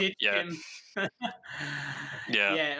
can't deny that. I think Boons is a huge player for them, and often underrated. Just shows how dangerous this team is. Like the depth, top to bottom of that roster. Like every player firing, even their 5th position is beating you. So what do you do? Who do you target? It shows what a tough proposition they are. Yeah, absolutely. I mean, the amount of times that he was able to save with those sun rays, perfect egg placement at all of those Roshan fights, and even in that last one there, there was nothing that they could do to try and take it down. But it is going to be Oracle taking it out 2-1 in the semi-finals. They've booked their ticket in the grand finals, which is taking place next week. But before then, we got to find their opponent. Yeah, exactly. Oracle, we just saw what a tough team they are to break apart. FFYV2 couldn't do it. They took one game. That's an admirable enough thing, but the next challenge will be decided tomorrow night. And Need Uprising and Crossfire, the umpteenth chapter of a classic rivalry here in the LPL and in the region in general. It'll be interesting. Can Fury's boys return to the grand final to defend their title hopes? They are not one of the teams who have beaten Oracle this season. They got whitewashed. And in fact, even in the draft, which I would say is their team's traditional strength, they kind of looked outmatched. So I'm sure that they are burning with the desire to get their revenge. But Crossfire, of course, after having kind of an average season, have pulled their way into the finals, and maybe they can kind of continue to ramp up their form. They are one of the teams that will win over Oracle, so they would be exciting opponents. But first, obviously have to beat the Knicks. Yes, you do. And I'm excited. I'm looking forward to it. I'll be there in the chat this time, I think. I don't think I'm doing any commentary tomorrow, but I'll be sure to be watching. Well, either way, Daniel, it's been an absolute pleasure having you on for tonight, of course. Couldn't ask for better support. We'll be back tomorrow night at 6:30 p.m. Australian time, 8:30 New Zealand time, with my usual partner, GTH, touch wood, and we'll be covering that second semi-final. All the more great Dota to come. But thank you very much for tuning into tonight's LPL Dota 2 broadcast.